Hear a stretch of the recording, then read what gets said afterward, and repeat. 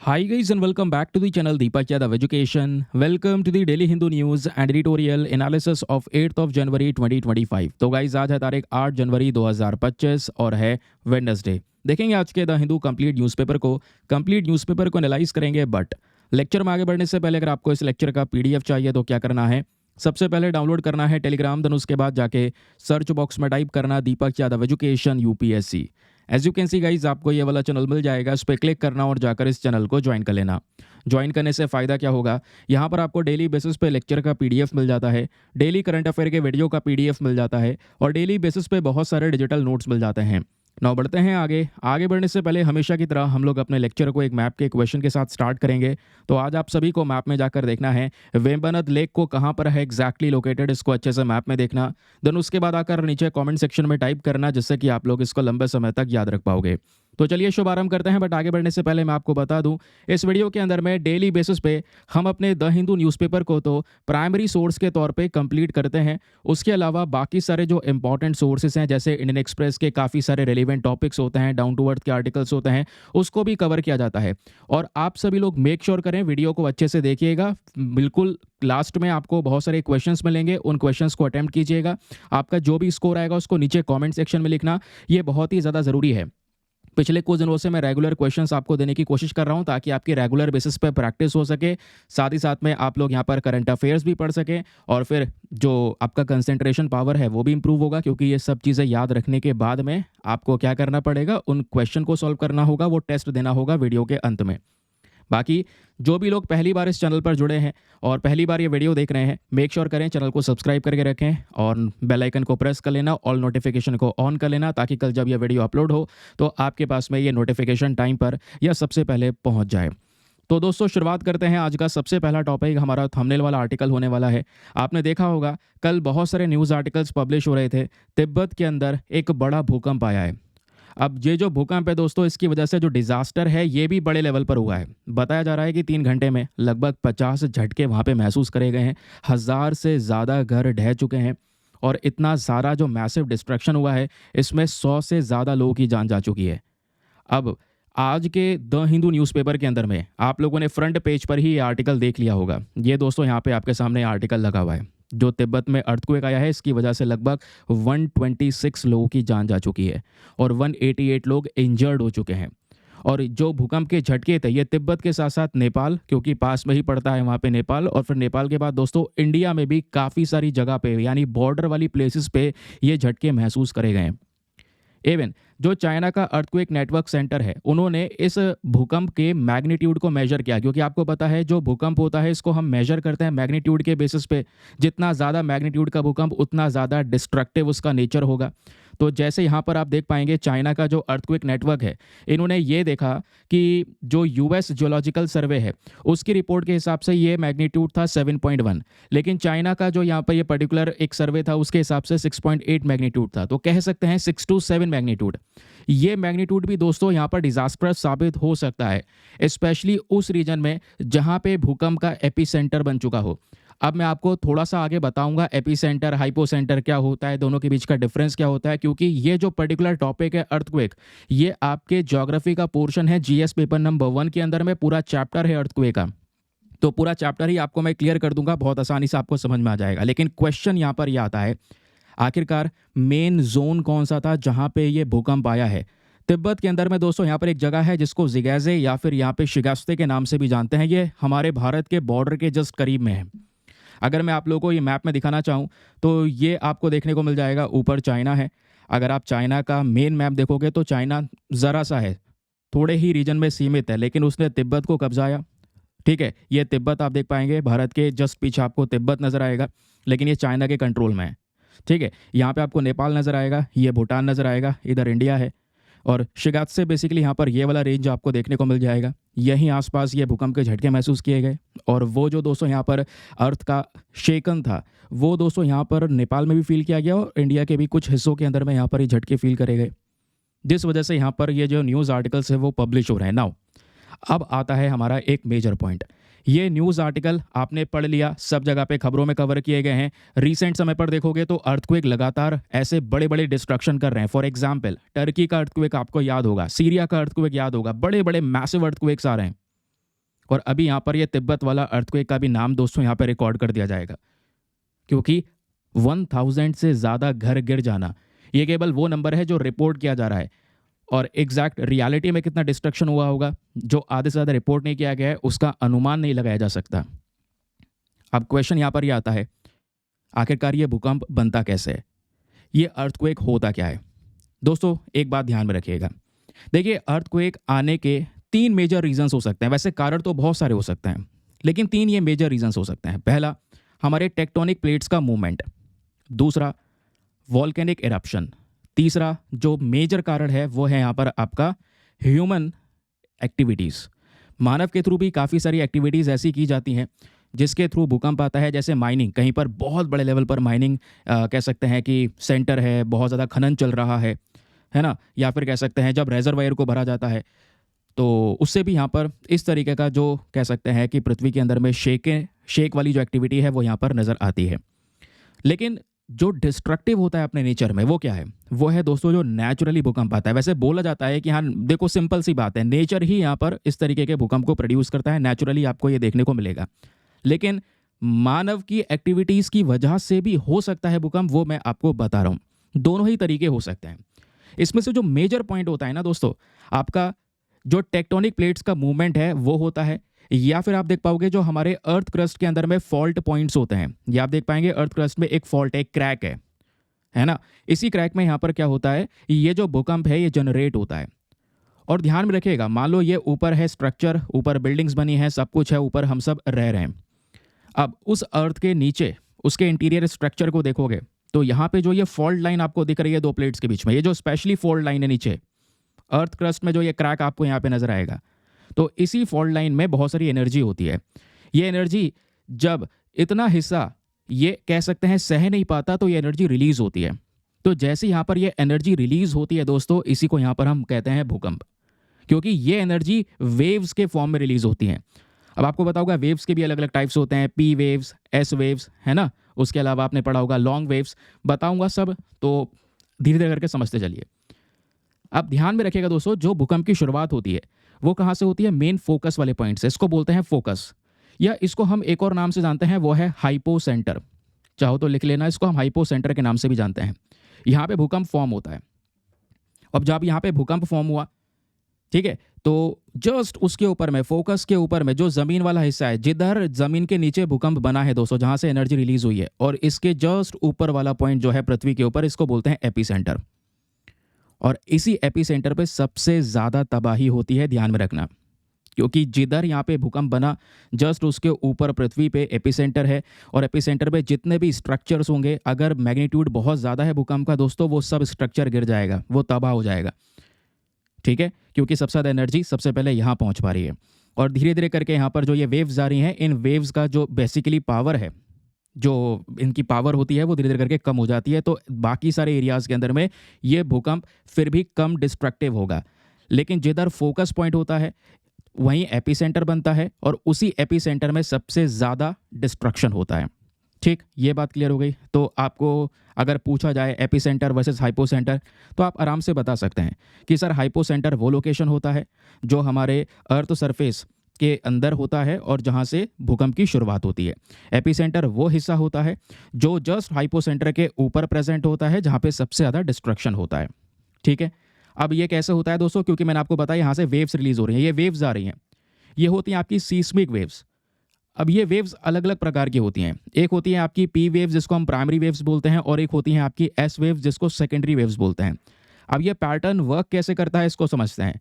तो भूकंप आपको समझ में आ गया कि जब भी यहाँ पर कह सकते हैं कि कोई ऐसी एक्टिविटी हो रही है जिससे हमारा जो अर्थ सरफेस है वो शेक कर रहा है, और उसके पीछे का रीज़न क्या है, एकदम से नीचे से एनर्जी रिलीज हुई है अर्थ सरफेस थे, है ना, जिसकी वजह से सेस्मिक वेव्स क्रिएट हुई हैं, उन तरंगों की वजह से यहाँ पर ये पृथ्वी कांपी है, इसी को हम यहाँ पर अर्थक्वेक बोलते हैं। लिखना है तो इस तरीके से यहाँ पे लिख सकते हैं। चलिए अब मैं आपको थोड़ा सा प्राइमरी वेव्स और सेकेंडरी वेव्स के बारे में कुछ बेसिक चीज़ें थोड़ा सा पढ़ा देता हूँ, ये बहुत इंपॉर्टेंट होने वाला है। अच्छा, एक चीज़ और, जो ये हमारी वेव्स होती है ना, इनको दो प्रकार के क्लासिफिकेशन में रखा जाता है। जैसे प्राइमरी वेव्स, सेस्मिक वेव्स, ये तो हैं, उसके अलावा दोस्तों लॉन्ग वेव्स भी होती हैं आपकी, लॉ वेव्स, उसके अलावा यहाँ पर रेले वेव्स भी होती हैं। ठीक है, तो इसमें यहाँ पे 3 वेव्स को हमें बहुत डिटेल से समझना होगा। जो आपकी प्राइमरी वेव्स और सेकेंडरी वेव्स होती हैं, इनको बॉडी वेव्स की कैटेगरी में रखा जाता है। ठीक है, अब सुनिएगा, जो प्राइमरी वेव्स होती हैं, जो ये वेव्स तरंगे निकल रही हैं, ये ज़्यादा तेज़ ट्रैवल करती हैं और हमारे सरफेस तक, ठीक है, जो हमारा सरफेस है वहाँ तक सबसे पहले प्राइमरी वेव्स पहुँचती हैं, ध्यान में रखिएगा। जैसे साउंड वेव्स होती है ना, उनकी स्पीड होती है, उसी तरीके की प्राइमरी वेव्स है, नाम ही प्राइमरी वेव, सबसे पहले यही पहुँचेंगी। और प्राइमरी वेव में एक खास बात होती है, ये हमारे अर्थ के इंटीरियर में, चाहे वो गैसियस फॉर्म हो, लिक्विड हो या सॉलिड मटेरियल हो, सभी जगह से पास हो जाती है। आप कहोगे ये क्या मतलब है? अब इसके मतलब को समझने से पहले आपको थोड़ा सा अर्थ के इंटीरियर स्ट्रक्चर को समझना होगा। तो दोस्तों यहाँ पर ये अर्थ है, अर्थ के इंटीरियर स्ट्रक्चर को समझेंगे तो नीचे यहाँ पर आपको मेन देखने को मिल जाएगा कोर, इनर कोर। अब इनर कोर आपको पता है सॉलिड है ना, लेकिन इनर कोर के अलावा जो हमारा आउटर कोर वाला हिस्सा है दोस्तों, वो यहाँ पे हमारा लिक्विड है। ठीक है, तो हमारी जो ये वेव जनरेट हो रही हैं, जैसे अगर हम बात करें प्राइमरी वेव्स की, तो अब चाहे वो किसी भी नेचर से निकल सकती हैं, चाहे वो सॉलिड वाला रीजन हो, चाहे वो लिक्विड वाला हो, है ना, किसी भी एरिया से पास हो सकती हैं और अपने सरफेस तक पहुंच सकती हैं। ठीक, लेकिन जो आपकी सेकेंडरी वेव्स होती हैं, इसमें थोड़ा सा डिफरेंट कॉन्सेप्ट है। सेकेंडरी वेव्स जो होती हैं, ये आपके सरफेस तक जो जाती हैं, लेकिन थोड़ा सा डिले हो जाती हैं। ठीक है, आपसे पूछा जाए कौन सी तेज चलती है, तो प्राइमरी वेव ज़्यादा फास्ट चलती है as compare to the secondary waves. ठीक है, अब क्या होता है, सेकेंडरी वेव्स में समय लग जाता है, क्योंकि सेकेंडरी वेव्स केवल और केवल सॉलिड मटेरियल से पास होती है, लिक्विड मटेरियल से पास नहीं होगी। Very very important point. Primary waves आपके गैसियस, लिक्विड, सॉलिड मटेरियल सबसे पास हो सकती है, लेकिन सेकेंडरी वेव जो होती है, ये वाली वेव्स केवल और केवल सॉलिड मटेरियल से ही पास होगी। ये हो गया इनका बीच का डिफरेंस। ना दोस्तों, फिर आती है एक सरफेस वेव। सरफेस वेव में सबसे पहले यहाँ पर दोस्तों आप लॉन्ग वेव्स पढ़िए। मतलब इन दोनों के अलावा यहाँ पर जो एक मेजर वेव्स होती है, वो होती है लॉन्ग वेव्स। अब लॉन्ग वेव्स का कॉन्सेप्ट क्या है, ज़रा मैं आपको थोड़ा सा ये बता देता हूँ। जो लॉन्ग वेव्स हैं वो आपकी क्रस्ट में ट्रैवल करती हैं। ठीक है, ये आपने अर्थ का इंटीरियर स्ट्रक्चर देख लिया, इनर कोर समझ लिया, सॉलिड है, आउटर कोर समझ लिया, लिक्विड में है, फिर आपका लोअर मेंटल है, अपर मेंटल है। तो इस क्रस्ट में दोस्तों यहाँ पर ये लॉन्ग वेव्स ट्रैवल करती हैं, और यही लॉन्ग वेव्स के पीछे का मेन कारण होता है। मतलब आप कह सकते हैं जो ये लॉन्ग वेव्स आई हैं, ये जो तरंगे प्रोड्यूस हुई हैं, इन्हीं की वजह से ज़्यादा डिस्ट्रक्शन होता है। जो पृथ्वी के ऊपर में जो स्ट्रक्चर प्रेजेंट है दोस्तों, बड़े बड़े बिल्डिंग्स वगैरह प्रेजेंट हैं, या बिल्डिंग कोलैप्स कर जाते हैं, या ब्रिज कोलैप्स कर जाते हैं, उसके पीछे का एक मेन रीज़न होता है लॉन्ग वेव्स। हमारे अर्थ क्रस्ट में ट्रैवल करती हैं, धरती कांपती है, उसकी वजह से यहाँ पर स्ट्रक्चर ढह जाते हैं। आई होप आपको यहाँ पर ये क्लैरिटी मिल चुकी है अर्थक्वेक वेव्स के बारे में। ना फिर आपसे क्वेश्चन पूछा जाएगा, sir what are the main causes of earthquakes? आखिरकार अर्थक्वेक से पीछे के मेन कारण क्या हैं? तो मैंने आपको बता दिया, एक तो आपके फॉल्ट जोन हो गए, है ना भाई, हमारे क्रस्ट के अंदर में जो ब्रेक वाले रीजन है, जो कह सकते हैं क्रैक्स हैं, वहाँ से एनर्जी रिलीज होती है। तो अगर फॉल्ट से एनर्जी रिलीज हो रही है, तो पहला मेन रीज़न यहाँ पर अर्थक्वेक का ये है। फिर दूसरा आपके टेक्टोनिक प्लेट्स का मूवमेंट। देखिए, टेक्टोनिक प्लेट्स का मूवमेंट मोस्ट कॉमन कॉज है अर्थक्वेक का, सबसे कॉमन कारण है ये। अब होता क्या है आपको पता होगा, जो हमारे पास में टेक्टोनिक प्लेट थ्योरी आई, उस थ्योरी में हमको पता चला कि अर्थ के सरफेस के नीचे बहुत सारी टेक्टोनिक प्लेट्स प्रेजेंट हैं, और वो टेक्टोनिक प्लेट्स आपस में मूव करती हैं, वो स्थिर नहीं है, उनका मूवमेंट होता रहता है।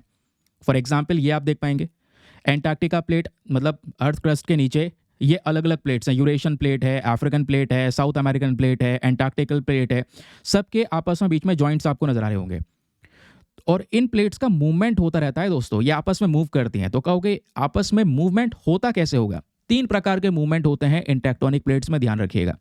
एक होता है आपका सबडक्शन जोन, या फिर कह सकते हैं इसको बोलते हैं कॉन्वर्जेंट मूवमेंट, पढ़ा होगा आपने। कॉन्वर्जेंट मूवमेंट में क्या होता है, जब ये 2 प्लेट्स, एक सेकेंड रुको, जब इस तरीके से 2 प्लेट्स आपस में टकरा रही होती हैं, ठीक है, जब इस तरीके से प्लेट्स आ रही होती हैं, तो उसको बोलते हैं कॉन्वर्जेंट मूवमेंट। इसमें यहाँ पर दोस्तों एक प्लेट नीचे चली जाती है, दूसरी प्लेट यहाँ पर इसके ऊपर चढ़ जाती है, ठीक है, इसको बोलते हैं सबडक्शन जोन। फिर एक आती है आपकी लेटरल स्लाइडिंग, या फिर कह सकते हैं ट्रांसबाउंडरी मूवमेंट भी आप इसको कह सकते हैं। इस तरीके से प्लेट्स का इसमें मूवमेंट होता है। फिर आती है आपकी स्प्रेडिंग, या फिर कह सकते हैं डाइवर्जेंट मूवमेंट। यहाँ पे क्या होता है कि जो आपकी टेक्टोनिक प्लेट्स हैं, ये दूर दूर भाग रही होती हैं, एक ऐसे एक ऐसे, तो इनका मूवमेंट्स होता रहता है, ये स्टैटिक प्लेट्स नहीं है। तो जब मूवमेंट्स होगा, आपस में टकराएंगी, है ना, या इस तरीके से ट्रांसबाउंडरी मूवमेंट होगा, तो क्या होगा, जैसी ट्रांसबाउंडरी मूवमेंट होता है ना प्लेट्स का नीचे, इसमें से स्ट्रेस बहुत ज़्यादा रिलीज होता है, बहुत सारा स्ट्रेस है, बहुत सारा एनर्जी है। जब ये इसको होल्ड नहीं कर पाएगा, तो दोस्तों वो एनर्जी रिलीज होती है। जैसी वो एनर्जी रिलीज होगी, वो अर्थक्वेक का फॉर्म में रिलीज होगी, और ऊपर यहाँ पे भूकंप आएगा। समझ रहे हैं? तो ये भी एक मेन रीज़न है। मतलब most common reason is the movement of this tectonic plates. ठीक, अब उसके बाद में थर्ड क्या है, वॉल्केनिक इरप्शन। भाई यहाँ पे जब ज्वालामुखी फटता है तो इससे भी बहुत सारा जो स्ट्रेस यहाँ पे रॉक्स में प्रेजेंट है ना, उसकी वजह से भी अर्थक्वेक जनरेट होता है। फिर लास्ट में ह्यूमन एक्टिविटीज़, जो मैं ऑलरेडी मेंशन कर चुका हूँ। ह्यूमन एक्टिविटीज़ में खनन करना या फिर कोई यहाँ पर न्यूक्लियर डिवाइस को एक्सप्लोड करना, तो उससे भी यहाँ पे धरती कांपती है। तो ह्यूमन एक्टिविटीज़ का फिर भी जो परिणाम होता है, जो रिजल्ट होता है डिस्ट्रक्शन में, वो कम होता है, लेकिन जो नेचुरल एक्टिविटीज़ हैं इनका डिस्ट्रक्शन ज़्यादा होता है, क्योंकि ऑब्वियसली ऑल ओवर द एक कॉन्सेप्ट ये रहेगा, क्योंकि अर्थक्वेक आपकी एक नेचुरल कैलेमिटी का फॉर्म में है ना। अब क्वेश्चन यहाँ पर यह है, भूकंप आ जाता है, फिर हमने देखा इनको मैग्नीट्यूड्स में मापा जाता है, तो मेजर करने का तरीका क्या है? देखिए दोस्तों, मेजर करने के अलग अलग स्केल्स होते हैं। एक होता है हमारे पास में सेस्मोमीटर। सेस्मोमीटर से हम क्या करते हैं, अपनी इन्हीं जो ये वेव्स, जो तरंग है, इनको मेजर किया जाता है। फिर आपका आता है रिक्टर स्केल, ये भी एक मेजर मैग्नीट्यूड है। यहाँ पर जो एनर्जी रिलीज होती है, ठीक है, अब इसमें मैग्नीट्यूड में एनर्जी को नापा जाता है, तो 0 से लेकर 10 के बीच में यहाँ पर देखा जाता है। अब जैसे जैसे यहाँ पर कह सकते हैं कि मैग्नीट्यूड्स बढ़ता रहेगा, फॉर एग्जांपल जैसे 0 से 10 है, 1 मैग्नीट्यूड है, 2 मैग्नीट्यूड है, इससे कुछ नहीं होता, कोई फर्क नहीं पड़ता। 3 मैग्नीट्यूड है, 4 मैग्नीट्यूड है, लेकिन जैसे जैसे मैग्नीट्यूड्स बढ़ते चले जाएंगे, 6 मैग्नीट्यूड पहुँच गया, जैसे ही 6 से 7 के बीच में पहुँचा, डिस्ट्रक्शन होगा, समझ रहे हैं? फिर ऐसी 7 से ऊपर चला जाएगा तो हैवी डिस्ट्रक्शंस होंगे। तो ये मैग्नीट्यूड्स हैं। उसी तरीके से दोस्तों यहाँ पर एक और तरीका होता है, वो है मर्केलाई। तो ये जो मर्केलाई है, ये भी यहाँ पर क्या करता है, भूकंप की इंटेंसिटी को मेजर करता है। ये रेंजेस में मेजर करता है, 1 रेंज, 2 रेंज, 3rd रेंज, ऐसे दोस्तों 12 तक जाता है, 12 रेंजेस तक जाता है। और जैसे जैसे अगेन यहाँ पर भी रेंजेस बढ़ते चले जाएंगे, तो इससे क्या होगा, जितना ज़्यादा रेंज बढ़ेगा उतना ज़्यादा डिस्ट्रक्टिव ये अर्थक्वेक होगा। तो ये इसके मेजर करने की टेक्निक्स हो गई ना। लास्ट क्वेश्चन कि सर ये अर्थक्वेक्स का डिस्ट्रीब्यूशन क्या क्या है, दुनिया में कहाँ कहाँ पर अर्थक्वेक्स आते हैं। मैं आपको दुनिया के तो पूरा लोकेशन बताऊंगा, साथ ही साथ में इंडिया का लोकेशन बताऊंगा, तो ध्यान से सुनिएगा। जब बात करते हैं डिस्ट्रीब्यूशन की, तो 3 मेजर रीजन्स आपको देखने को मिलेंगे जहाँ पे सबसे ज़्यादा अर्थक्वेक हमारी पृथ्वी पर आते हैं। सबसे पहला रीजन है दोस्तों सरकम पैसिफिक बेल्ट, दूसरा यहाँ पर एल्पाइन अर्थक्वेक बेल्ट, और तीसरी है आपकी मिड एटलांटिक रिज। यहाँ पर क्या होता है, मतलब ये जो रिजेस हैं, मिड एटलांटिक रिज, ये आपका अंडर वाटर है, समुद्र के अंदर में प्रेजेंट है। लेकिन जो मेन दो रीजन्स आपको देखने को मिलेंगे वो ये हैं, सरकम पैसिफिक बेल्ट और एल्पाइड अर्थक्वेक बेल्ट। आप इमेजिन कीजिए 81%, 81% अर्थक्वेक हमारे पूरे पृथ्वी के इसी सरकम पैसिफिक बेल्ट में जनरेट होते हैं, बाकी 17% इस एल्पाइन अर्थक्वेक बेल्ट में। चलिए मैं आपको दोनों का फोटो शेयर करता हूँ। फोटो तो है अपने पास में, तो क्लियर भी करेंगे। ये आपको यहाँ पर देखने को मिल जाएगा। अब दोस्तों ये है अपना सरकम पैसिफिक बेल्ट और ये है अपना alpine Himalayan belt. Alpine Himalayan belt यहाँ पे आप देख पाएंगे इंडिया के जस्ट ऊपर हिमालयन रीजन्स प्रेजेंट है, ऊपर टेक्टोनिक प्लेट है, यूरेशियन प्लेट है, नीचे इंडियन प्लेट है ना। प्लेट्स आपको देखने को मिलेंगे, टेक्टोनिक प्लेट्स अभी जो मैंने आपको पढ़ाया भी था। फिर ये वाली जो बेल्ट है, यहाँ पे सारे पहाड़ हैं। इन रीजन्स में भी दोस्तों क्या है, क्योंकि आप ऊपर चाहे हिमालयंस की बात भी कर लो तो वो आपके फोल्ड माउंटेन्स हैं। ये प्लेट्स एक समय पर आई, ऊपर से टकराई, जिसकी वजह से यहाँ पर ये धरती इस तरीके से सिकड़ी, ऊपर ये फोल्ड माउंटेन्स जनरेट हुए। तो टेक्टोनिक प्लेट्स का एक मेजर रीज़न होता है। एक तो बेल्ट ये हो गई, ये वाला हिस्सा जहाँ पे सबसे ज़्यादा अर्थक्वेक्स आते हैं। उसके अलावा दूसरा यहाँ पे सरकम पैसिफिक बेल्ट में आपका पैसिफिक ओशन वाला रीजन है। आप देख पाएंगे ऑस्ट्रेलिया है ना, जापान है, नॉर्थ अमेरिका है, साउथ अमेरिका है, इसके बीच का जो ये हिस्सा है, बीच में पैसिफिक ओशन है, ये आपका सरकम पैसिफिक बेल्ट है। समझ रहे हैं? ये सरकम पैसिफिक बेल्ट में सबसे ज़्यादा यहाँ पर कह सकते हैं कि ये वॉल्केनोज भी नज़र आते हैं, ज्वालामुखी भी सबसे ज़्यादा है, क्योंकि इसी को हम लोग, आपने सुना होगा ring of fire, Pacific ring of fire, ये वही रीजन है। ठीक है, इस मैप में अगर थोड़ा कन्फ्यूजन हो रहा है तो इसको देख सकते हैं। तो सबसे ज़्यादा जो अर्थक्वेक्स अपने इस वाले रीजन में जनरेट होते हैं, मतलब यहाँ तो फिर भी कम होते हैं, दुनिया में सबसे ज़्यादा अर्थक्वेक्स इस वाले रीजन में, इतना हिस्सा, और बाकी इधर से इतना हिस्सा, क्योंकि पृथ्वी गोल है तो इधर से घूमते हुए जाओगे तो बाकी हिस्सा ये आएगा हमारा अमेरिका वाला, साउथ अमेरिकन कॉन्टिनेंट वाला, है ना। इसी को यहाँ पर इतने हिस्से को, ये वाला रीजन और ये वाला रीजन जोड़ के जो दिखाया गया है ना आपको, वो इधर जोड़ के दिखाया गया है। समझ रहे हैं? ये आपका सेपरेट रीजन हो गया। तो ये 2 मेजर रीजन्स आपको नजर आएंगे ना। एक और चीज़ आती है, फिर आती है बात अर्थक्वेक रिस्क जोन की। भारत में कौन कौन से जोन है जहाँ पर सबसे ज़्यादा कह सकते हैं अर्थक्वेक का खतरा बना रहता है। तो इंडिया में भी दोस्तों इस तरीके से 5 जोन्स को डिवाइड किया हुआ है हमने। ठीक है, 5 जोन कह लो, या फिर यहाँ पे 4 सेस्मिक जोन्स को हमने डिवाइड किया हुआ है।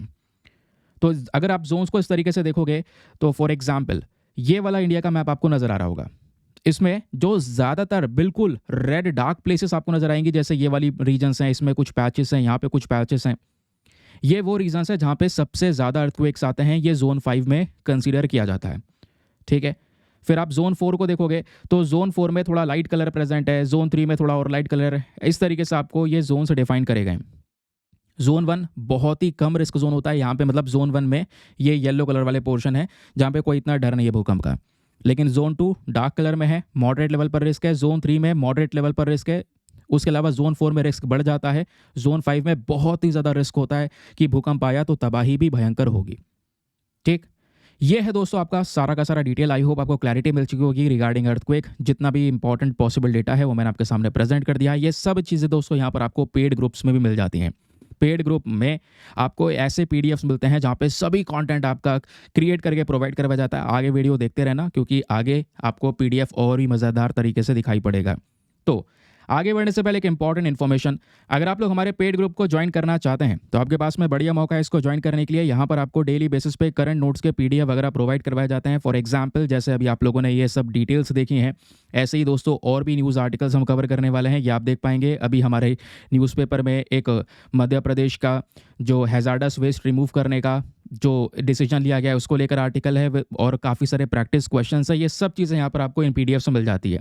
ऐसा पीडीएफ यहाँ पर आपको प्रोवाइड करवाया जाता है इस ग्रुप में, और ये पीडीएफ हिंदी और इंग्लिश दोनों भाषाओं में होता है। तो दोनों मीडियम के एस्पिरेंट्स को बहुत हेल्प मिलती है कि वो अपनी प्रिपरेशन को और ईजिली कर सकें।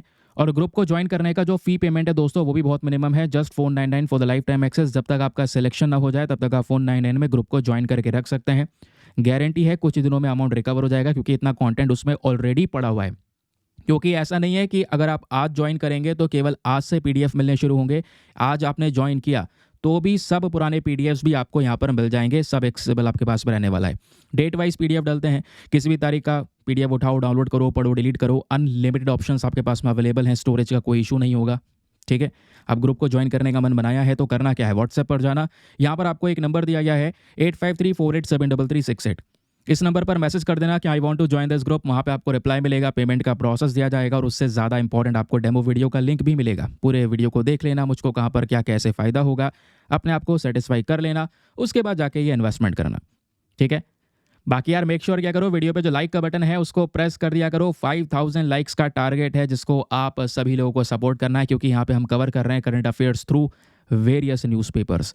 अगला आर्टिकल भी आज के हमारे द हिंदू अखबार में है। बात हो रही है ऑफिशियल्स, जितने भी यहाँ पर इंपॉर्टेंट पर्सन्स हैं वो करंट समय पर जा चुके हैं भोपाल के अंदर में वेस्ट डिस्पोजल साइट पर, ताकि इंस्पेक्शन किया जा सके कि जो भी यहाँ पर वेस्ट इकट्ठा किया गया है उसको सही तरीके से डिस्पोज किया जा रहा है या नहीं किया जा रहा है। मामला क्या है, ज़रा चलिए यहाँ पे थोड़ा विस्तार से बताता हूँ आपको। दोस्तों, भोपाल गैस ट्रेजेडी के बारे में पता होगा।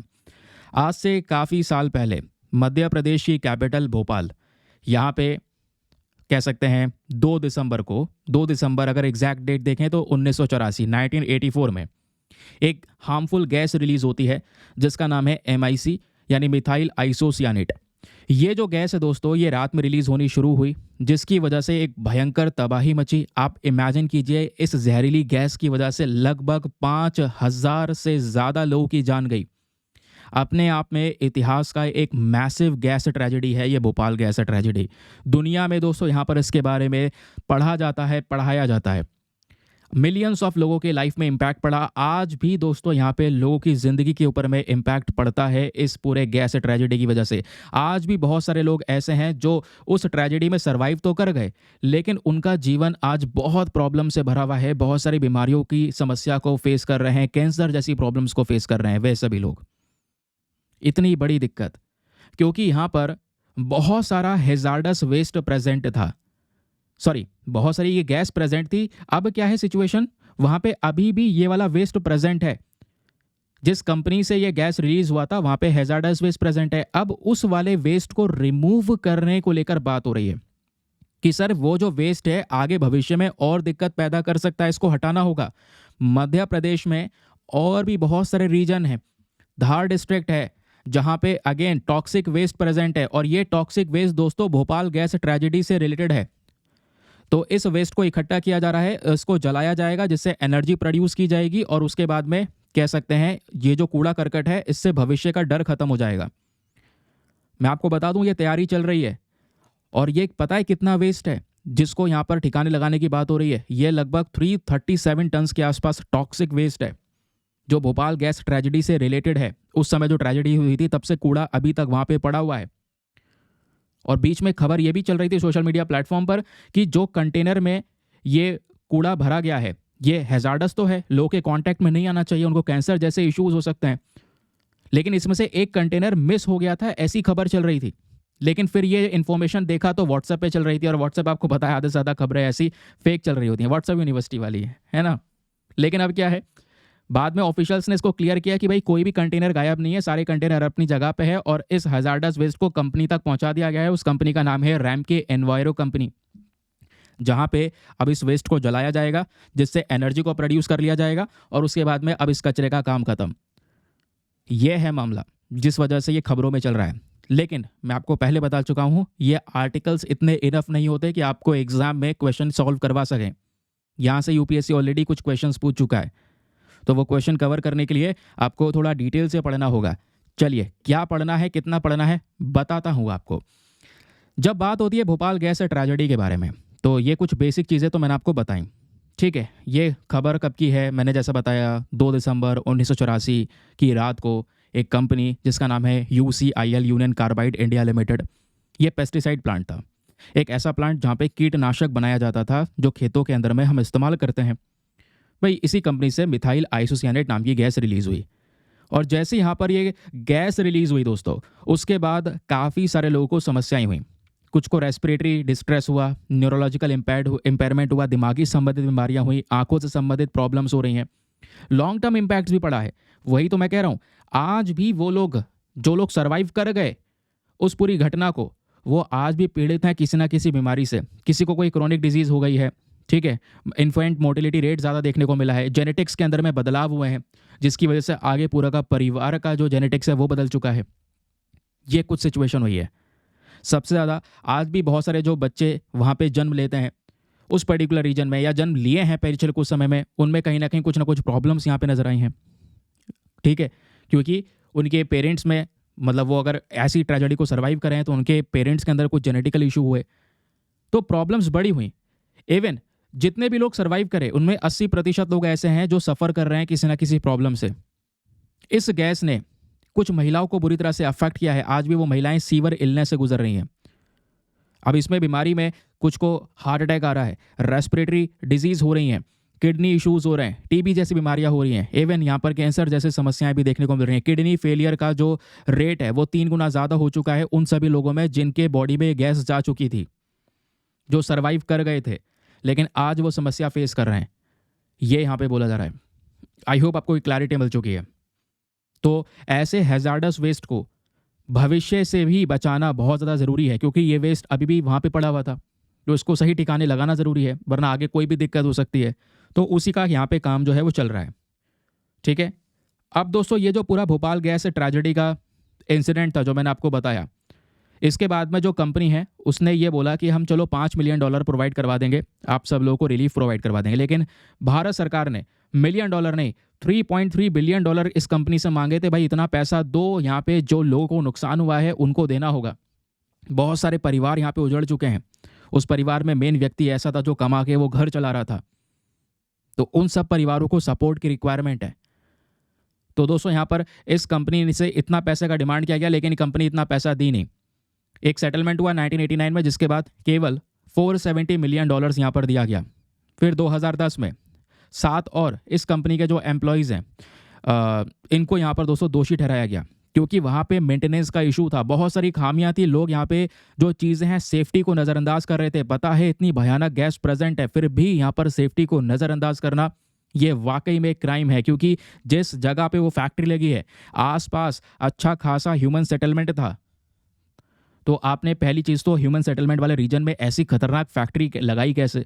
दूसरी चीज़, फैक्ट्री लगाई तो आपने सेफ्टी को पूरी तरह से नज़रअंदाज कर दिया, जिसकी वजह से लोगों को यहाँ पर इसका जो खामियाजा है वो भुगतना पड़ा।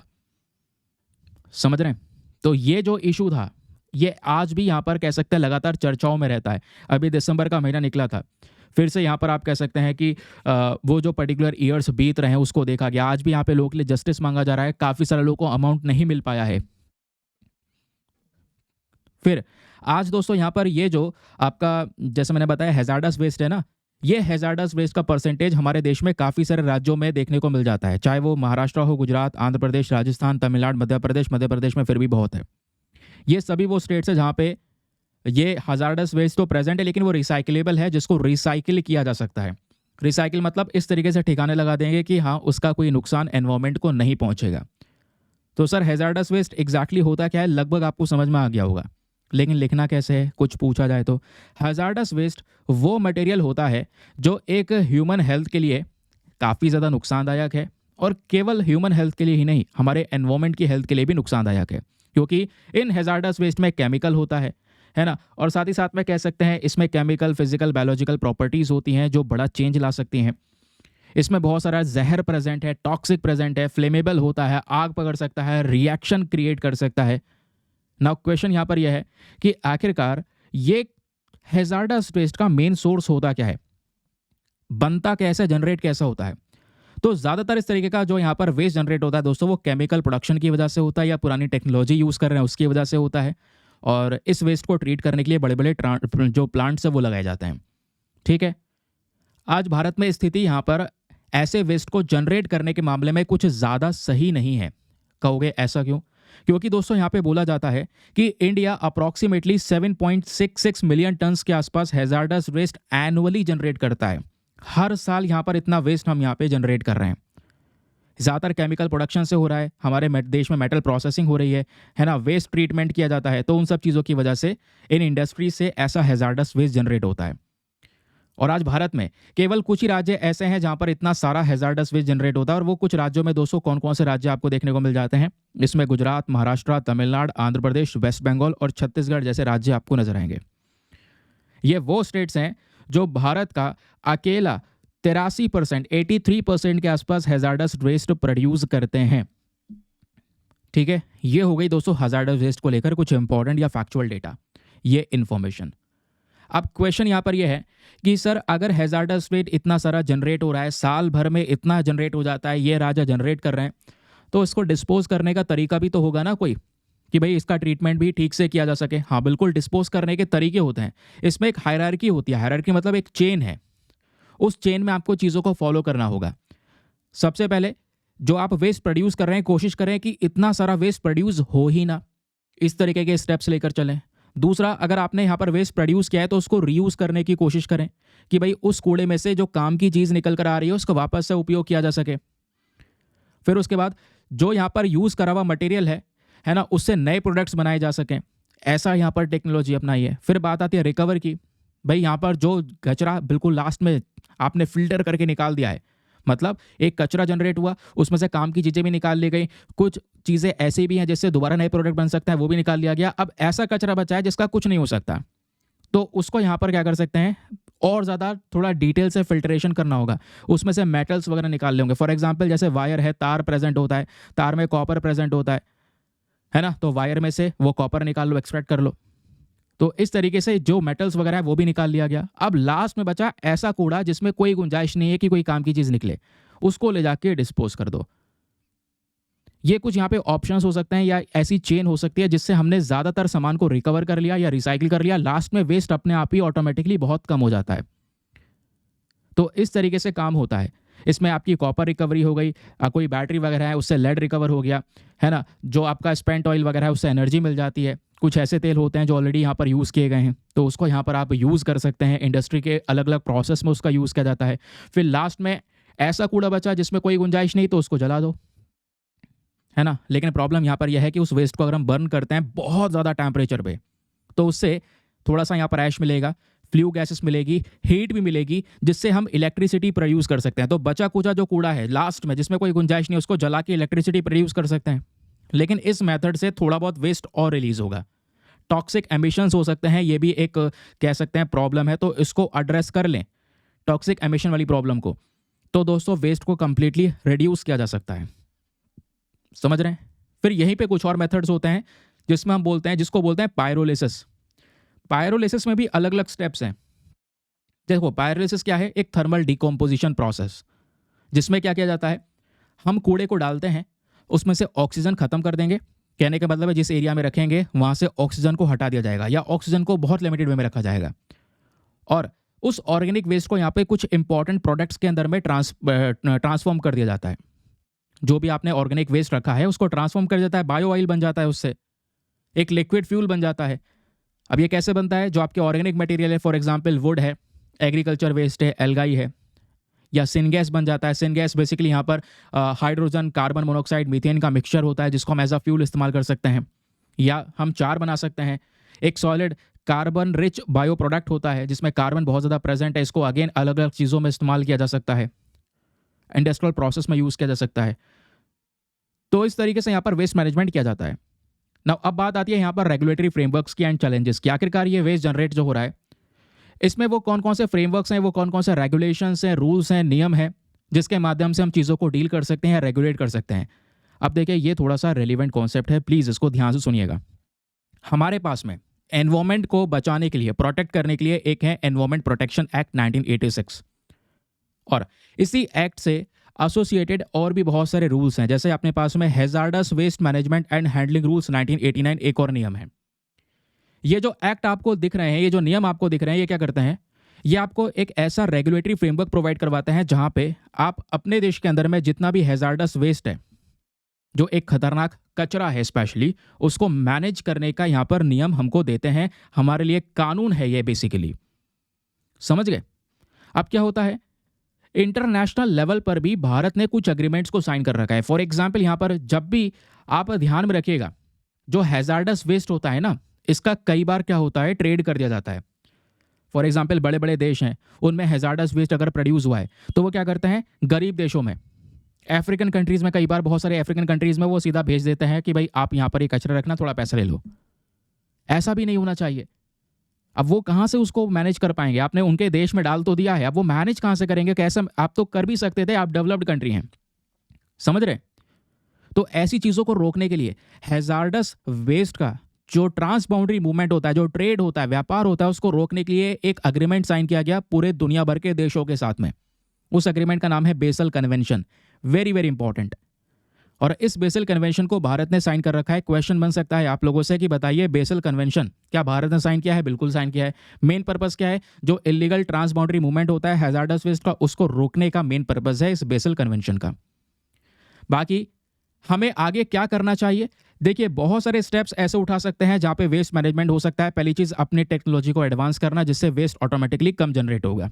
पुरानी टेक्नोलॉजी का यूज़ करेंगे तो वेस्ट जनरेट हो रहा है, ठीक है। वेस्ट को रिसाइकिल करना, प्रोसेस में आपको बता चुका हूँ। पब्लिक हेल्थ का ध्यान में रखना, पब्लिक हेल्थ, सोसाइटी की सेफ्टी का ध्यान में रखना। फॉर एग्जाम्पल जैसा भी भोपाल ट्रेजेडी हुई, हम नहीं चाहते कि ऐसी भोपाल ट्रेजेडी दोबारा कभी हो, और अगर ऐसा कुछ हुआ है तो वो जो लोग हैं दोस्तों, जो सर्वाइव करे हैं, कम से कम उनको सपोर्ट तो मिलना चाहिए। आज भी बहुत सारे लोग हैं जिनको उनका प्रॉपर मात्रा में जो अमाउंट अनाउंस किया गया था वो नहीं दिया गया, तो यहाँ पे प्रॉब्लम्स आती हैं, समझ रहे हैं। फिर बाकी यहाँ पे एक फैक्चुअल डेटा ध्यान में रखेगा, जो भोपाल गैस ट्रेजेडी से जो गैस रिलीज हुई थी वो थी आपकी मिथाइल आइसोसियानेट। मिथाइल आइसोसियानेट एक कलरलेस लिक्विड गैस है जिससे यहाँ पर कीटनाशक यानी पेस्टिसाइड बनाया जाता है। ये केमिकल हाईली रिएक्टिव होता है हीट के प्रति या फिर वाटर के प्रति। पानी मिल जाए तो डेंजरस बन जाती है, और यही हुआ था दोस्तों भोपाल गैस ट्रेजेडी के समय पर भी, है ना। पाइपलाइन ऊपर से जा रही थी, क्रैक था, पाइपलाइन के उस पानी के साथ में मिक्स हुई है गैस, जिसके बाद में एक भयंकर रिएक्शन हुआ, जिसकी वजह से ये पूरी तबाही हमारे सामने प्रेजेंट है।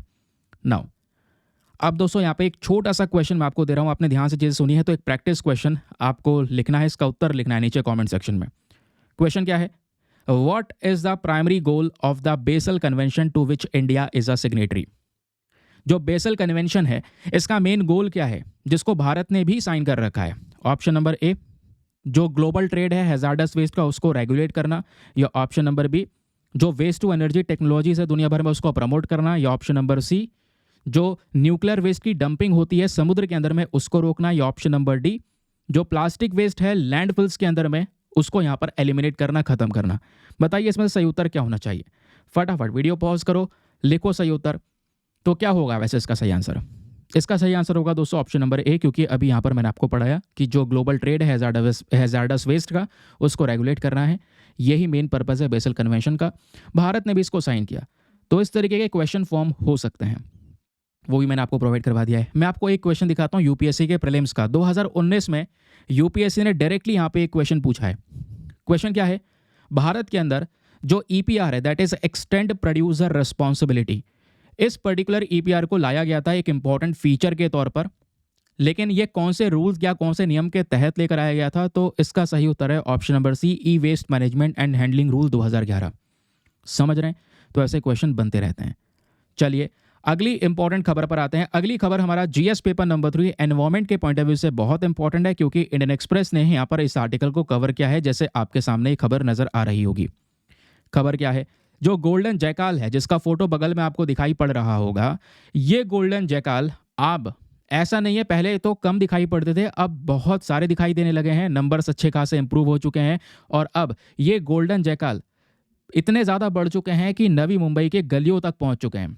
उसको लेकर यहाँ पे खबर की गई है कवर, और एग्जाम में एग्जैक्टली क्या चीज़ पूछी जाएगी केवल उतना बताऊंगा, ज़्यादा टाइम वेस्ट करेंगे नहीं। जो काम की खबर है वो आपको पता होना चाहिए। ऊपर रीज़न क्या है, खबर क्या है, वो मैंने आपको न्यूज़ बता दिया, इवन ये न्यूज़ आर्टिकल इंडियन एक्सप्रेस का आपके सामने लगा भी दिया। अब सुनिए एग्जाम में क्या पूछा जाएगा आप लोगों से पूछा जाएगा गोल्डन जैकाल के बारे में। जैसे गोल्डन जैकाल को दोस्तों यहाँ पे अगर आप देखोगे तो वोल्फ जैसा यहाँ पर ये दिखाई पड़ता है, ठीक है, ये फोटो है, वोल्फ भेड़िया जैसा दिखाई पड़ता है, लेकिन ये भेड़िया है नहीं, ये एक वोल्फ लाइक कैनिड है। कैनिड क्या है, कुत्ते जैसी यहाँ पर एक स्पीशी है, लेकिन ये कह सकते हैं मांसाहारी है, या ओमनीवोरस कह सकते हैं, ठीक है। एक होते हैं कार्निवोरस, एक होते हैं हर्बीवोरस। कार्निवोरस मांसाहारी है ना, हर्बीवोरस जो पेड़ पौधे खाने वाले जानवर हैं, ओमनीवोरस ये दोनों चीज़ें खाते हैं। तो इस तरीके का वोल्फ जैसा ये कैनिड है, ध्यान में रखिएगा। बाकी एक नॉक्टर्नल स्पीशी है, काफ़ी सारे एरिया में, मतलब ये रात में भी एक्टिव रहते हैं, और कुछ रीजन्स में आप देख पाएंगे ये दिन में भी एक्टिव रहते हैं। सबसे बड़ी चीज़ क्या होती है गोल्डन जैकाल में, ये बड़ी बड़ी जो गुफाएं होती हैं, कैवर्न जिसको बोलते हैं, बड़े बड़े गड्ढे खोदते हैं ताकि उसमें रह सकें। यहाँ दूसरे जानवरों ने जो गड्ढे खोदे हुए हैं उसमें रह लेते हैं। ये मोनोगैमस होते हैं, इनका जो रिलेशन है वो केवल यहाँ पर एक ही फीमेल के साथ में लाइफ टाइम के लिए रहता है। फिर बात आती है यहाँ पर इनके डाइट के बारे में। डाइट को देखोगे तो जैसे मैंने आपको बताया ओमनीवोरस हैं, तो जानवर भी यानी मांसाहारी भी हैं, उसके अलावा ये कह सकते हैं जो पेड़ पौधे हैं वो भी खाने का काम करते हैं।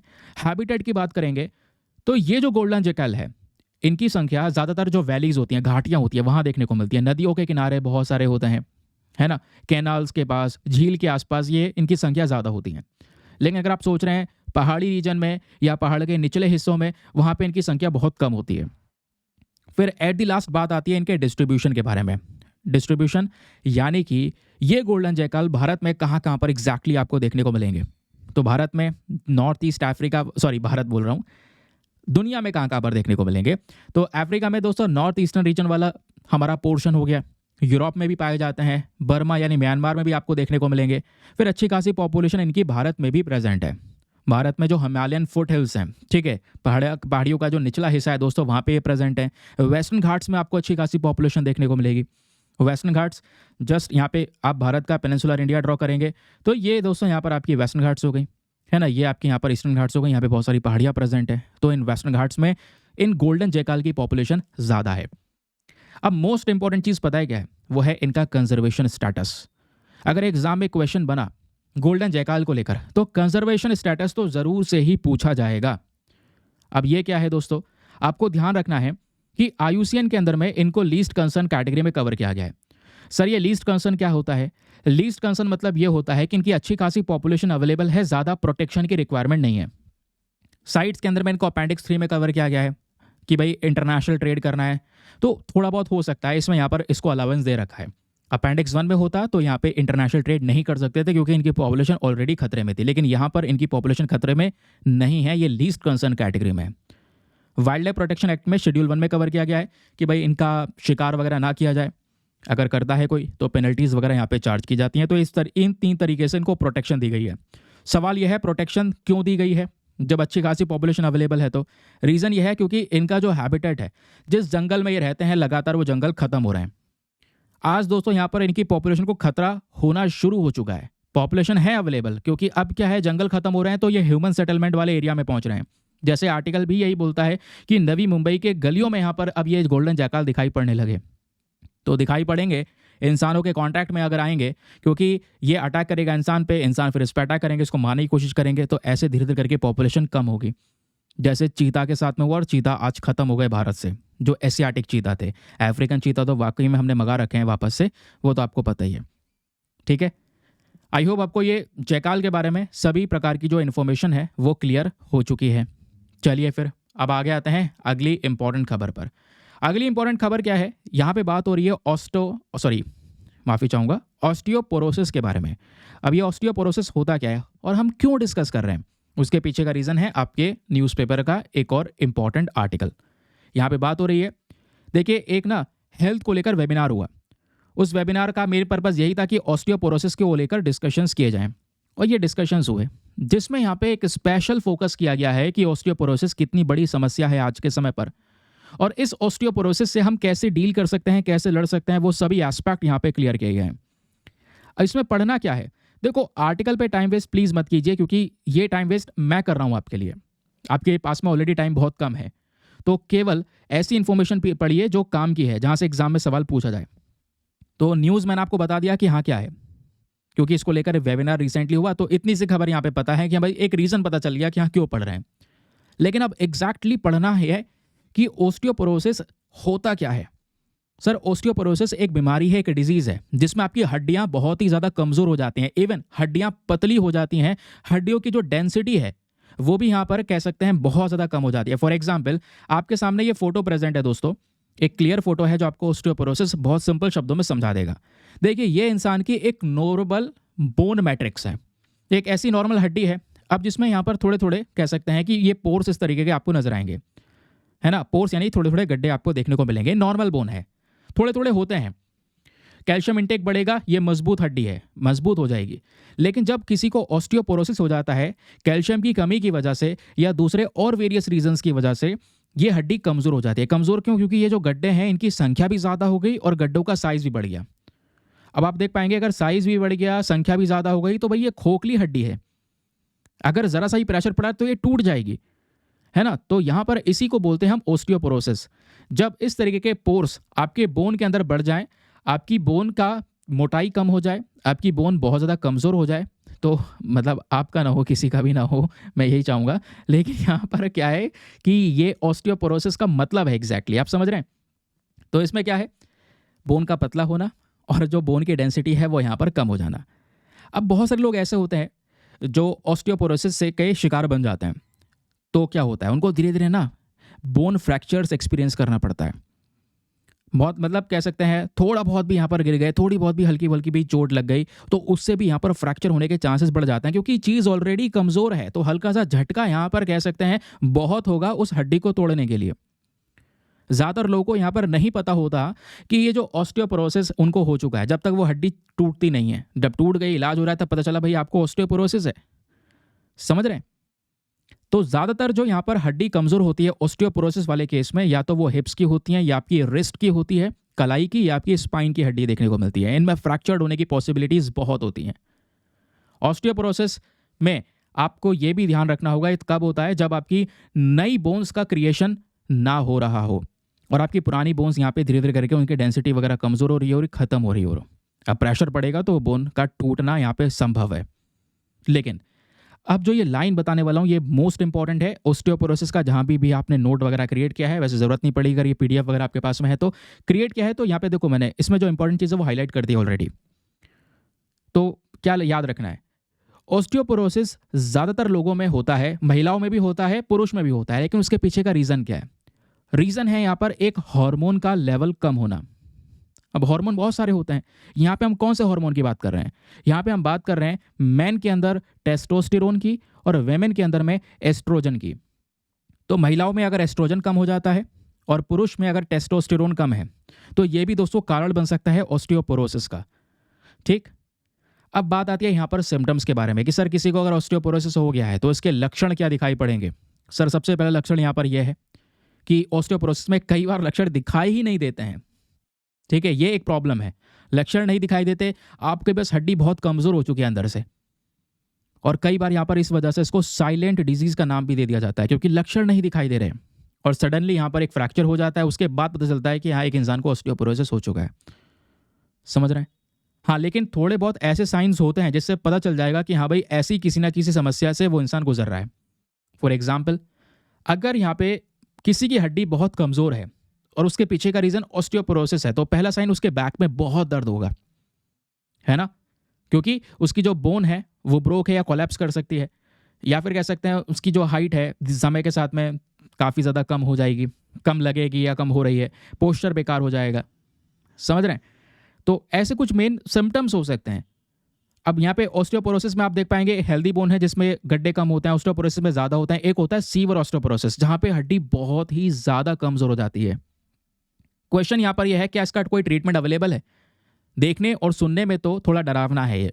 तो क्या ट्रीटमेंट अवेलेबल है इसका? हाँ, बिल्कुल है। ट्रीटमेंट यह है कि दोस्तों आपको अपने लाइफस्टाइल में, अपने डाइट में कुछ चेंजेस करने होंगे।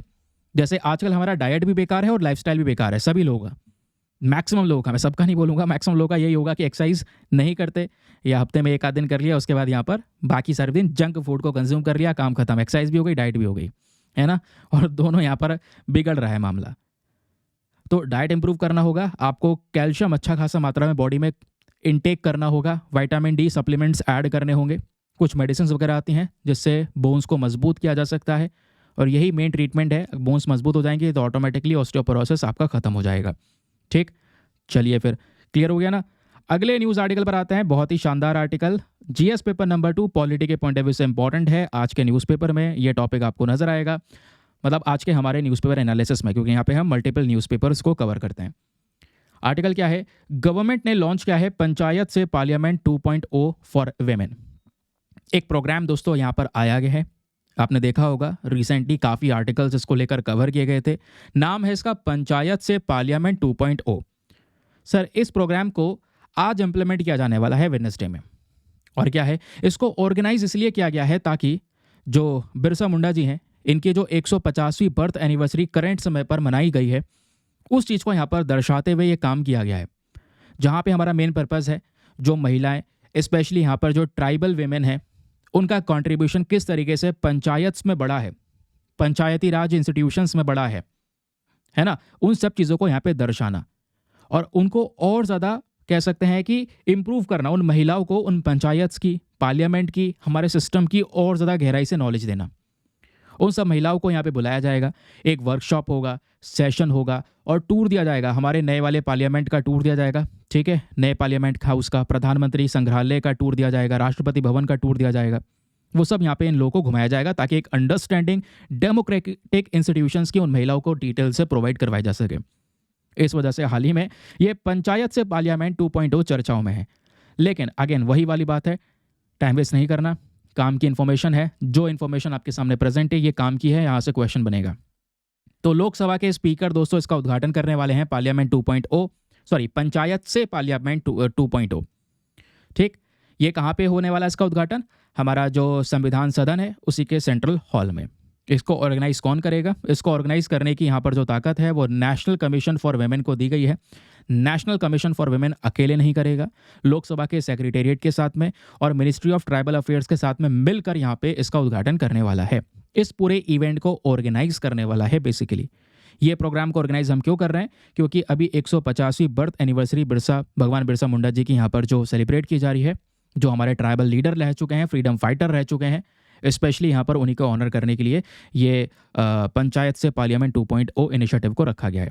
इसमें क्या होगा? इस इनिशिएटिव में हम अपने देश भर से लगभग जो हमारे 22 राज्य और यूनियन टेरिटरीज, ध्यान रखना 22 राज्य यूनियन टेरिटरीज से क्या करने वाले हैं? शेड्यूल्ड ट्राइब्स से यहाँ पे जो वेमेन रिप्रेजेंटेटिव हैं, और ऐसी वेमेन रिप्रेजेंटेटिव जो इलेक्ट हुई हुई हैं, ध्यान में रखिएगा, हमारे 22 अलग अलग स्टेट्स यूनियन टेरिटरीज में जो इलेक्टेड वेमेन हैं और वेमेन जो शेड्यूल्ड ट्राइब से बिलोंग करती हैं, ऐसी 502 वेमेन को यहाँ पर दोस्तों हम साथ में लेकर आने वाले हैं इस पर्टिकुलर प्रोग्राम के तहत। और हमारा मेन प्राइमरी फोकस ये होगा इन महिलाओं को और ज़्यादा सशक्त करना, इनको एम्पावर करना। अब ये एम्पावरमेंट का और क्या क्या मेन पर्पज़ है? हमारा मेन पर्पज़ यह है कि इन सब महिलाओं को पंचायती राज इंस्टीट्यूशन से लिया जाएगा, उनकी जो अंडरस्टैंडिंग लेवल है हमारे संविधान के प्रावधान को लेकर, कॉन्स्टिट्यूशनल प्रोविजंस को लेकर, पार्लियामेंट का क्या प्रोसेस होता है, गवर्नेंस कैसे वर्क करता है, इन सब चीज़ों को लेकर और ज़्यादा डीपली अंडरस्टैंडिंग प्रोवाइड करवाना। इस प्रोग्राम का मेन पर्पज़ है कि इन महिलाओं का जो ये रिप्रेजेंटेटिव्स महिलाएं हुए, इलेक्टेड वेमेन हैं, इनको साथ में लेकर आना, इनका कंट्रीब्यूशन को दर्शाना, इनको एक वर्कशॉप प्रोवाइड करवाना, पार्लियामेंट का टूर, बाकी सब मैंने आपको बताया, प्रधानमंत्री संग्रहालय, राष्ट्रपति भवन, ये सब यहाँ पे घुमाया जाएगा। लोकसभा के जो स्पीकर हैं दोस्तों, वो इस पूरे ग्रुप को लीड करने वाले हैं। फिर उसके बाद में हमारा संविधान का जो प्रियम्बल है इस इवेंट के दौरान, उसको भी रीड करने वाले हैं। इस प्रोग्राम के तहत बड़े बड़े जो इनिशिएटिव्स हैं दोस्तों, वो भी यहाँ पर लिए जाएंगे आगे।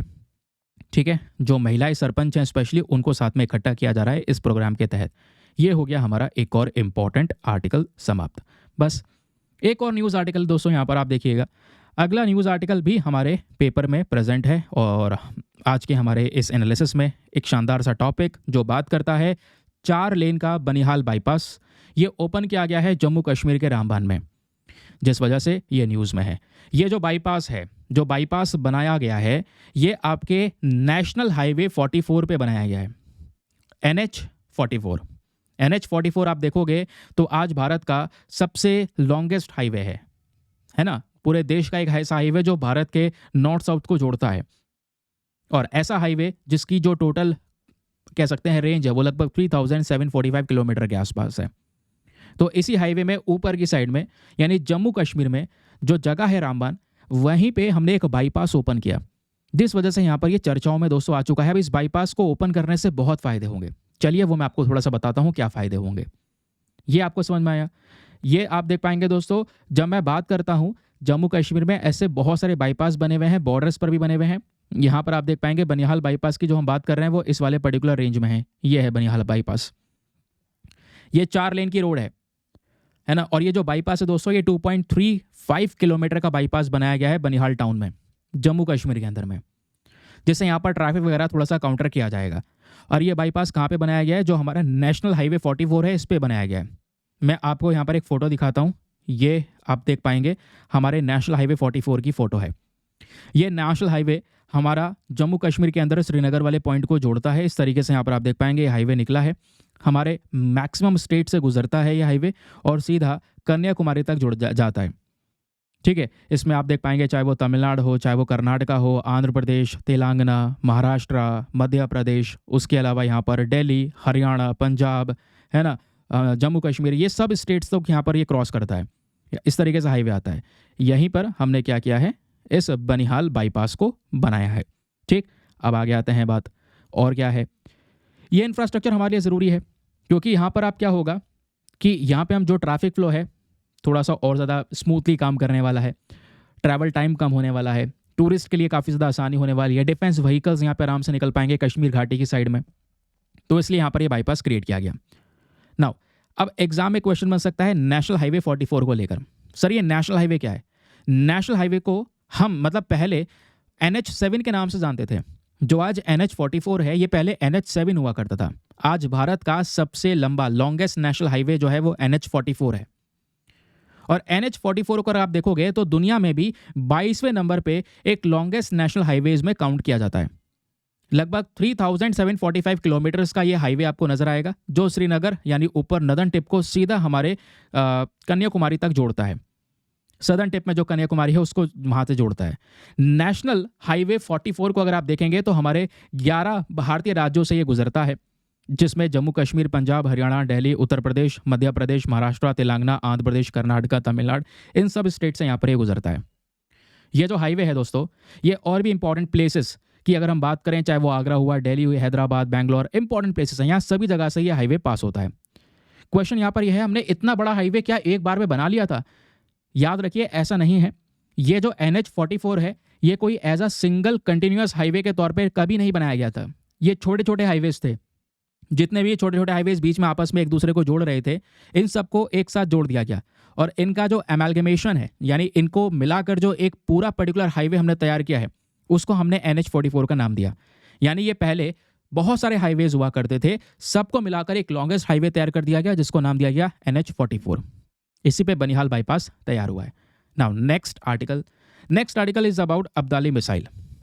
देखिए GS paper number 3 defence and security के पॉइंट ऑफ व्यू से इंपॉर्टेंट है। आजकल मिसाइल्स वगैरह बहुत चर्चाओं में है। हमने ये देखा कि भारत और बांग्लादेश के रिलेशंस पिछले कुछ समय पर खराब हुए। बांग्लादेश में कुछ पॉलिटिकल इनस्टेबिलिटी हुई जिसकी वजह से समस्याएं बढ़ी। आज रिलेशंस भी यहाँ पर ख़राब हो गए, और रिलेशंस ख़राब होने के बाद में बांग्लादेश कुछ ऐसे स्टेप्स उठा रहा है जिसको लेकर भारत को थोड़ा बहुत चिंतित होना चाहिए। जैसे अगर आप देखोगे, बॉर्डर पर उन्होंने कह सकते हैं कि जो डिप्लॉयमेंट है उसको इंक्रीज़ किया। उसके अलावा इन्हीं टेंशन्स के चलते तहत बांग्लादेश आज पाकिस्तान से, किससे? पाकिस्तान से एक मिसाइल परचेज कर रहा है जिसका नाम है अब्दाली मिसाइल। ये मिसाइल आप देख पाएंगी एक ट्रक के ऊपर में इसको माउंट किया गया है। ये जो मिसाइल है शॉर्ट रेंज बैलिस्टिक मिसाइल है, शॉर्ट रेंज वाली है, बैलिस्टिक मिसाइल है जो ऊपर जाएगी फिर वापस से नीचे आएगी और अपने टारगेट को हिट करेगी। ये पाकिस्तान से परचेज कर रहा है आज के समय पर ये बांग्लादेश, है ना, इससे परचेज करने की सोच रहा है। अब ये अब्दाली मिसाइल क्या है, थोड़ा सा बेसिक सा चीज़ें जानिएगा क्योंकि एग्जाम के लिए रेलिवेंट है। ये जो मिसाइल है ना, ये रोड पे जो हमारा मोबाइल व्हीकल जिसको हम इधर से उधर लेकर जा सकते हैं। फॉर एग्जाम्पल ये ट्रक पे हमने माउंट कर रखा है, तो इस तरीके के यहाँ पे मोबाइल व्हीकल के ऊपर में इसको लगाया जा सकता है। शॉर्ट रेंज की मिसाइल है और सॉलिड प्रोपेलेंट बैलिस्टिक मिसाइल है, पाकिस्तान ने डेवलप किया है। इस अब्दाली मिसाइल सिस्टम को तैयार किस लिए किया गया है, ध्यान में रखिएगा, क्विक रिएक्शन बैटलफील्ड सिनेरियोज के लिए। भाई यहाँ पर कोई ऐसी रणभूमि तैयार हो जाती है जहाँ पे युद्ध हो रहा है ना, कोई बैटल चल रही है, तो क्विक रिएक्शंस के लिए, ठीक है, कोई एक्शन है उसी के प्रति यहाँ पर तुरंत आप कह सकते हैं आपको रिएक्शन देना है, तो ऐसे काम के लिए यह शॉर्ट रेंज की मिसाइल अब्दाली मिसाइल तैयार की गई है। फीचर्स की बात करेंगे तो 0.65 मीटर यानी इसकी लेंथ है, 0.56 मीटर का इसका डायमीटर है, वजन ज़्यादा कुछ नहीं है, 1750 किलोग्राम के आसपास का यहाँ पर वजन है जब इसको लॉन्च करते हैं। रेंज 180 से लेके 200 किलोमीटर, अगेन यहाँ पर रेंज भी कम है, और लगभग 250 से 450 किलोग्राम के आसपास वॉरहेड को कैरी कर सकता है, यानी इतना सारा विस्फोटक लेके जा सकता है तबाही मचाने के लिए, है ना। बाकी मैं आपको बता चुका हूँ कि मोबाइल जो ट्रांसपोर्टर होता है, यानी ऐसा व्हीकल जिसके ऊपर में इसको माउंट किया जाता है, इस पर लेकर हम चल सकते हैं इस मिसाइल को। तो ये अब्दाली मिसाइल के बारे में कुछ बेसिक सा डेटा है जो काफ़ी सारे आर्टिकल्स में कवर किया गया था, इसको पढ़ना बहुत ही ज़्यादा ज़रूरी है। इस वजह से दोस्तों मैंने यहाँ पर ये लगा भी दिया है। चलिए फिर आगे चलिए, अब हमारे पास में एक दो इंपॉर्टेंट शॉर्ट न्यूज़ और हैं, फटाफट पहले उनको कवर करते हैं। ये आप देख पाएंगे, ये हमने आज के पेपर के कुछ इंपॉर्टेंट टॉपिक्स को कवर किए हैं। फिर उसके बाद ये हैजार्डस वेस्ट हमारा टॉपिक कवर हो गया। बहुत ध्यान से सुनते हुए चलना, क्योंकि आज मैं बहुत सारे क्वेश्चंस आपको देने वाला हूँ, उन क्वेश्चंस के आंसर्स आपको देने हैं। कुछ टॉपिक्स, हाँ ये रहे अपने टॉपिक्स, ये आप देख पाएंगे दोस्तों। एक आर्टिकल है रैबिट फीवर को लेकर, very important. Rabbit fever recently news में आया है। खबरों में आने के पीछे का रीज़न क्या है? हाल ही में एक रिपोर्ट आई जिसमें पता चला कि रैबिट फीवर की वजह से पिछले कुछ समय पर अमेरिका में 50% के हिसाब से यहाँ पर जो केसेस है वो इंक्रीज़ हुए हैं। तो रैबिट फीवर चर्चाओं में आया। देखो, रैबिट फीवर को हम ट्यूलेरेमिया के नाम से भी जानते हैं। तो ये जीएस पेपर नंबर 2 हेल्थ के रिस्पेक्ट में काफ़ी इंपॉर्टेंट टॉपिक रहेगा। इसको हम ट्यूलेरेमिया के नाम से जानते हैं, एक रेयर केस है, ऐसा नहीं है कि नॉर्मल बीमारी हो। आप भी पहली बार काफ़ी सारे लोग सुन रहे होंगे रैबिट फीवर के बारे में। तो एक रेयर डिजीज़ है और कई बार यहाँ पे इसको घातक बीमारी माना जाता है। ये घातक स्पेशली बच्चों के लिए है, छोटे बच्चों के लिए जिनकी उम्र यहाँ पे 5 से 9 साल के आसपास है, या फिर उन लोगों के लिए जो बहुत ज़्यादा बुजुर्ग हैं, ठीक है। अमेरिकन इंडियंस या अलास्का के जो नेटिव्स हैं उनके अंदर में ये बीमारी सबसे ज़्यादा देखने को मिलेगी। क्वेश्चन ये है, ये रैबिट फीवर किसी ना किसी कारण की वजह से तो होता होगा ना? जी बिल्कुल, इस इन्फेक्शन के पीछे का यहाँ पर एक रीज़न है, और वो जो रीज़न आपको देखने को मिल रहा है दोस्तों, वह है यहाँ पर फ्रांसिसला ट्यूलेरेंसिस। ये एक बैक्टीरिया है, इस बैक्टीरिया की वजह से बीमारी फैलती है, ठीक है, ध्यान में रखिएगा। इस बैक्टीरिया की वजह से बीमारी जब ये फैलती है तो ये एनिमल्स को भी इंपैक्ट कर सकता है और ह्यूमंस को भी इंपैक्ट कर सकता है, जानवरों और इंसानों दोनों में बीमारी फैलती है, ठीक है। अगर आप देखोगे तो जो रैबिट यानी खरगोश है, चूहे हैं, ज़्यादातर इनको ही बीमारी हो जाती है, और यहीं से यहाँ पर ये नाम लिया गया है रैबिट फीवर। लेकिन क्वेश्चन यह है, इसमें सिम्टम्स क्या आते हैं? अगर किसी को रैबिट फीवर हो जाए तो पता कैसे चलेगा? तो पता ये चलेगा, वो डिपेंड करता है कि भाई बैक्टीरिया यहाँ पर किस तरीके से उसके बॉडी में एंटर किया है, क्योंकि जब तक ये बैक्टीरिया एंटर नहीं करेगा तब तक ये बीमारी होगी नहीं। ये बैक्टीरिया एंटर कैसे किया, यह उस चीज़ के ऊपर डिपेंड करता है। और कई बार यहाँ पर इस बीमारी को हम ये देखते हैं, इसमें जो बुखार है वो हाई ग्रेड का है या लो ग्रेड का है, बुखार बहुत ज़्यादा है या कम है। बुखार यहाँ पर एक कॉमन सिम्टम होता है, ध्यान में रखिएगा, इस रैबिट फीवर के अंदर में, इस वजह से नाम ही रैबिट फीवर है। बाकी स्किन के ऊपर में कई बार छाले हो जाते हैं, ठीक है। और मैं आपको बता दूं, इरिटेशन होने लगती है आंखों में, इन्फ्लेमेशन यानी आंखों में सूजन है, इरिटेशन है, सांस लेने में काफ़ी बार परेशानी होती है, मुंह में छाले हो जाते हैं, ऐसे दूसरे और भी ढेरों सिम्टम्स नज़र आ सकते हैं। क्वेश्चन ये है, ये रैबिट फीवर फैलता है क्या? इसका ट्रांसमिशन हो सकता है? जी बिल्कुल, ट्रांसमिशन हो सकता है। लेकिन ये इंसानों में पहुंचता कैसे? क्योंकि अगर रैबिट में पाया जा रहा है तो रैबिट से ये इंसानों में पहुंचा कैसे? दोस्तों, पहुंचाने के लिए बीच में एक और कीड़ा आता है, उसको बोलते हैं टिक या फिर डियर फ्लाई। ठीक है, ये आप देख पाएंगे, टिक इस तरीके का कीड़ा है, डियर फ्लाई ये है। तो ये टिक या डियर फ्लाई किसी इन्फेक्टेड रैबिट, यानी ऐसा रैबिट जिसके अंदर में बैक्टीरिया प्रेजेंट है या ऐसा चूहा जिसके अंदर ये बैक्टीरिया प्रेजेंट है, उसके कांटेक्ट में ये कीड़ा आएगा और यही कीड़ा दोस्तों फिर आपके कांटेक्ट में आ जाएगा, यानी ये बीमारी रैबिट से उठा के आपके पास तक पहुंचा देगा। तो इस तरीके से ट्रांसमिशन यहाँ पे हो जाता है इस बीमारी का। फिर बात आती है एक्सपोजर के बारे में। एक्सपोजर की जब बात होती है तो एक्सपोजर कह रहा हूँ, ट्रीटमेंट की बात आ रही है। ट्रीटमेंट की जब बात आती है तो क्या उपाय इसका हो सकता है? तो जो वैक्सीनेशन है ट्यूलेरीमिया के लिए वो आज के समय पर अवेलेबल नहीं है। कोई भी प्रकार की बीमारी, मतलब ज़्यादातर बीमारियों का जो वैक्सीन वगैरह अवेलेबल होता है, इसके लिए कोई वैक्सीन अवेलेबल नहीं है। लेकिन क्योंकि बुखार है, बैक्टीरिया को मारना है शरीर से, बैक्टीरिया खत्म करना है, तो बैक्टीरिया खत्म करने के लिए हम क्या कर सकते हैं? एंटीबायोटिक्स का इस्तेमाल करते हैं। ठीक है, ज़्यादातर आप बुखार वगैरह में एंटीबायोटिक्स ही कंज्यूम करते हैं। बाकी आगे आते हैं नेक्स्ट आर्टिकल पर। आपके सामने एक प्रैक्टिस क्वेश्चन है, इस क्वेश्चन का आंसर हाथों हाथ दीजिएगा, फिर लास्ट में कुछ और क्वेश्चंस भी आपको दूंगा। और ये क्वेश्चन थोड़ा सा इंटरेस्टिंग भी है क्योंकि रैबिट फीवर चर्चाओं में है, तो इस तरीके से प्रश्न अगर बन गया तो पहले से ही तैयारी हो जाएगी। क्वेश्चन है यह है, which of the following vectors is most commonly associated with the spread of ट्यूलेरीमिया?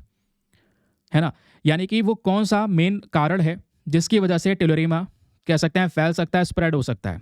Option number ए मच्छरों की वजह से, या B ticks and deer flies की वजह से, या सी हाउस फ्लाइज की वजह से, या फिर डी फ्लीज की वजह से। नीचे ऑप्शन दिए गए हैं। Option number A 1 and 3 only, B 2 and 4 only, C 1 2 and 4 only, या फिर डी 2 ओनली। फटाफट यहाँ पर इसका आंसर दीजिए, उसके बाद चलते हैं आगे अपने नेक्स्ट आर्टिकल की तरफ। आई होप आप लोगों ने इसका आंसर दिया होगा और नीचे कमेंट सेक्शन में आंसर ज़रूर से दिया करो, क्योंकि मैं चाहता हूँ आप ज़्यादा से ज़्यादा लोग पार्टिसिपेट करें, जिससे बहुत सारे लोगों को फायदा होगा, उनका कंसंट्रेशन मेमोरी पावर भी इंप्रूव होगा। नेक्स्ट इंपॉर्टेंट न्यूज़ आर्टिकल बात करता है एक्सपोर्ट इंस्पेक्शन काउंसिल के बारे में, विच इज़ वेरी इंपॉर्टेंट। हाल ही में यहाँ पर ये न्यूज़ आपको देखने को मिल जाएगी। न्यूज़ ये है कि एक्सपोर्ट इंस्पेक्शन काउंसिल ने, ये जो पर्टिकुलर बॉडी है, इन्होंने यहाँ पर रिसेंटली एक कह सकते हैं स्टडी कंडक्ट की है फूड टेस्टिंग इंफ्रास्ट्रक्चर के ऊपर में, जो स्पेशली हम एक्सपोर्ट्स के लिए यूज़ करते हैं। कहने का मतलब यहाँ पर यह है, देखो ये जो बॉडी है ना, इसका नाम ही क्या है? Export inspection council. तो बहुत सारा मटेरियल ऐसा है जो आज हम दुनिया भर के कंट्रीज़ को एक्सपोर्ट करते हैं, बेचते हैं। तो जब एक्सपोर्ट करते हैं तो हमारा मेन पर्पस क्या है? उनको क्वालिटी वाला मटेरियल प्रोवाइड करवाया जाए। अगर क्वालिटी ना मिले तो यहाँ पर बेकार है, अगले साल या अगले टाइम वो कंप्लेंट करेंगे और इंटरनेशनल लेवल पर इंडिया की इमेज को बेकार करेंगे। तो उसकी पहले ही टेस्टिंग करने के लिए ये एक्सपोर्ट इंस्पेक्शन काउंसिल तैयार किया गया है। इसको यहाँ पे दोस्तों तैयार किया गया है भारत सरकार के through under the section 3 of the export quality control and inspection act 1963। ध्यान में रखना, ये हमारा एक्ट है जिसका नाम है export quality control and inspection act 1963। इसी के सेक्शन 3 के तहत भारत सरकार ने ये एक्सपोर्ट इंस्पेक्शन काउंसिल को बनाया, जिसका मेन काम क्या है कि जो भी यहाँ पे हम व्यापार कर रहे हैं सामान को या फिर एक्सपोर्ट कर रहे हैं, एक सेकेंड, फिर अब यहाँ पर अगर आप देखोगे तो जैसे मैंने आपको बताया उसकी क्वालिटी को चेक करना, ताकि भारत का एक क्वालिटी कंट्रोल पे फोकस किया जा सके। उसके अलावा ये ना क्या करते हैं, एक कह सकते हैं सर्टिफिकेशन बॉडी है जो कि इंडिया के प्रोडक्ट जो एक्सपोर्ट हो रहे हैं भारत से, उनकी क्वालिटी और सेफ्टी को चेक करते हुए सर्टिफिकेशन देना। इस पूरे बॉडी को, इस काउंसिल को हेड करते हैं एक चेयरपर्सन, इंपॉर्टेंट अगेन, और एक एग्जीक्यूटिव हेड ऑफ द जो काउंसिल होता है वो यहाँ पर इसके डायरेक्टर भी होते हैं इस बॉडी के, जिनकी मेन रिस्पॉन्सिबिलिटी होती है इस काउंसिल में जितनी भी दिन की एक्टिविटीज़ होती हैं उन सबको मैनेज करना।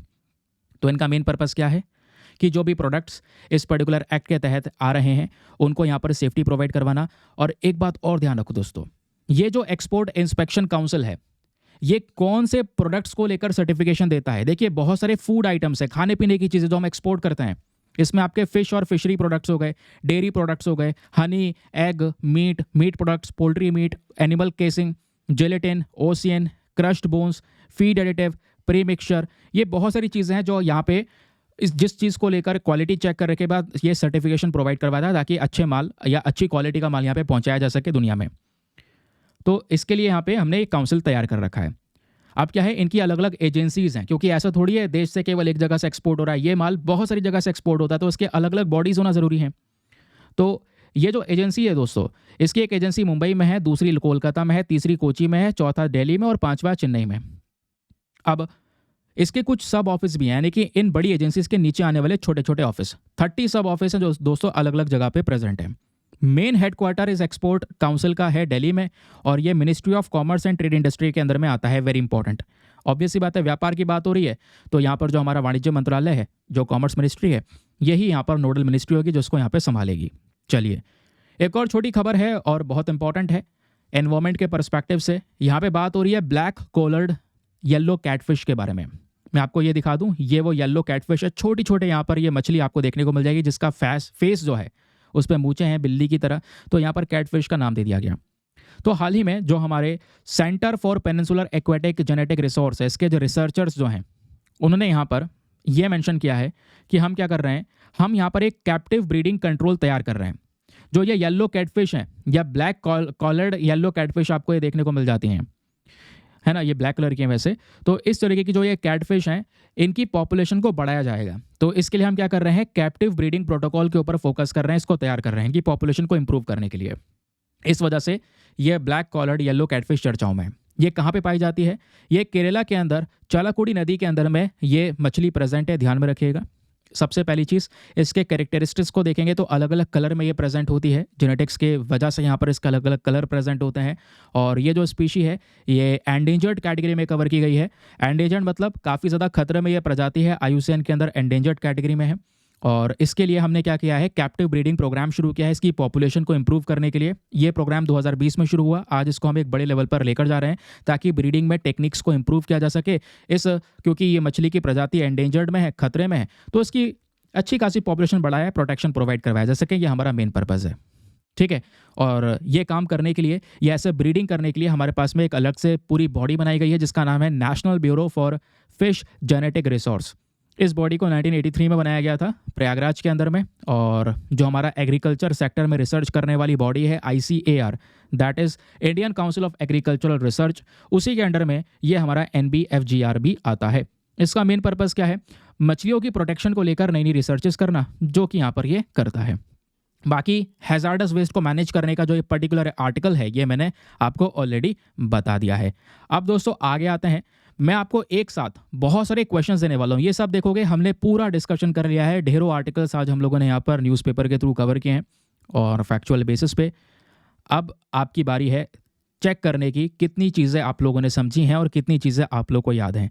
एक एक करके लगातार कुछ क्वेश्चन दे रहा हूँ, अटेम्प्ट कीजिएगा, कमेंट सेक्शन ओपन कर लो और क्वेश्चन 1, क्वेश्चन 2, क्वेश्चन 3 करके यहाँ पर उसका आंसर हाथों हाथ लिखते चलना। फिर लास्ट में एक साथ में सभी के आंसर आपको बताऊंगा। Question number 1, what is the primary function of export inspection council of India. Export inspection council of India का मेन फंक्शन क्या है। ऑप्शन नंबर ए, जो हमारा डोमेस्टिक ट्रेड है उसके डेवलपमेंट को मॉनिटर करना, या ऑप्शन नंबर बी, जो एक्सपोर्ट क्वालिटी प्रोडक्ट्स हैं, मतलब क्वालिटी प्रोडक्ट्स हैं उसको एक्सपोर्ट करना, उसके लिए सर्टिफिकेशन प्रोवाइड करवाना, या ऑप्शन नंबर सी, जो फॉरेन गुड्स हैं उसके इंपोर्ट को प्रमोट करना, या ऑप्शन नंबर डी, जो एक्सपोर्ट आइटम्स के प्राइसेस हैं उसको रेगुलेट करना। Question number 2, under which act was the export inspection council of India setup. यानी इसी बॉडी से रिलेटेड दूसरा क्वेश्चन, वो कौन सा एक्ट है जिसके तहत हमने EIC को बनाया। Option number A, export quality control and inspection act 1963, या option number B, foreign trade regulation act 1947, या option number C, the customs act 1962, या option number D, the Indian trade certification act 1980। Then next question आपके सामने, which of the following conducts require mandatory certification from the export inspection council. यहाँ पे बोला जा रहा है वो कौन से प्रोडक्ट्स हैं जहाँ पे हम मैंडेटरी सर्टिफिकेशन देते हैं, है ना, यानी कि एक सर्टिफिकेशन मिलता है इस काउंसिल की साइड से।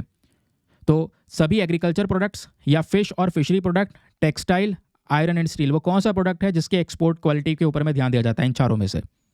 Now next question, where is the black coloured yellow catfish endemic to. यहाँ पे बोला जा रहा है कि जो ये ब्लैक कलर्ड येलो फिश है जिसके बारे में भी हमने बात की है, ये जो कैटफिश है दोस्तों, ये कौन सी जगह पे एंडेमिक यानी कौन से रीजन में स्पेशली पाई जाती है। Option number A, Western Ghats, B, Ganga river, C, Chalakudy river, या फिर डी, गोदावरी रिवर। चलिए फटाफट इसका आंसर लिखिए। तो आपके यहाँ पर ये 4 क्वेश्चन हैं।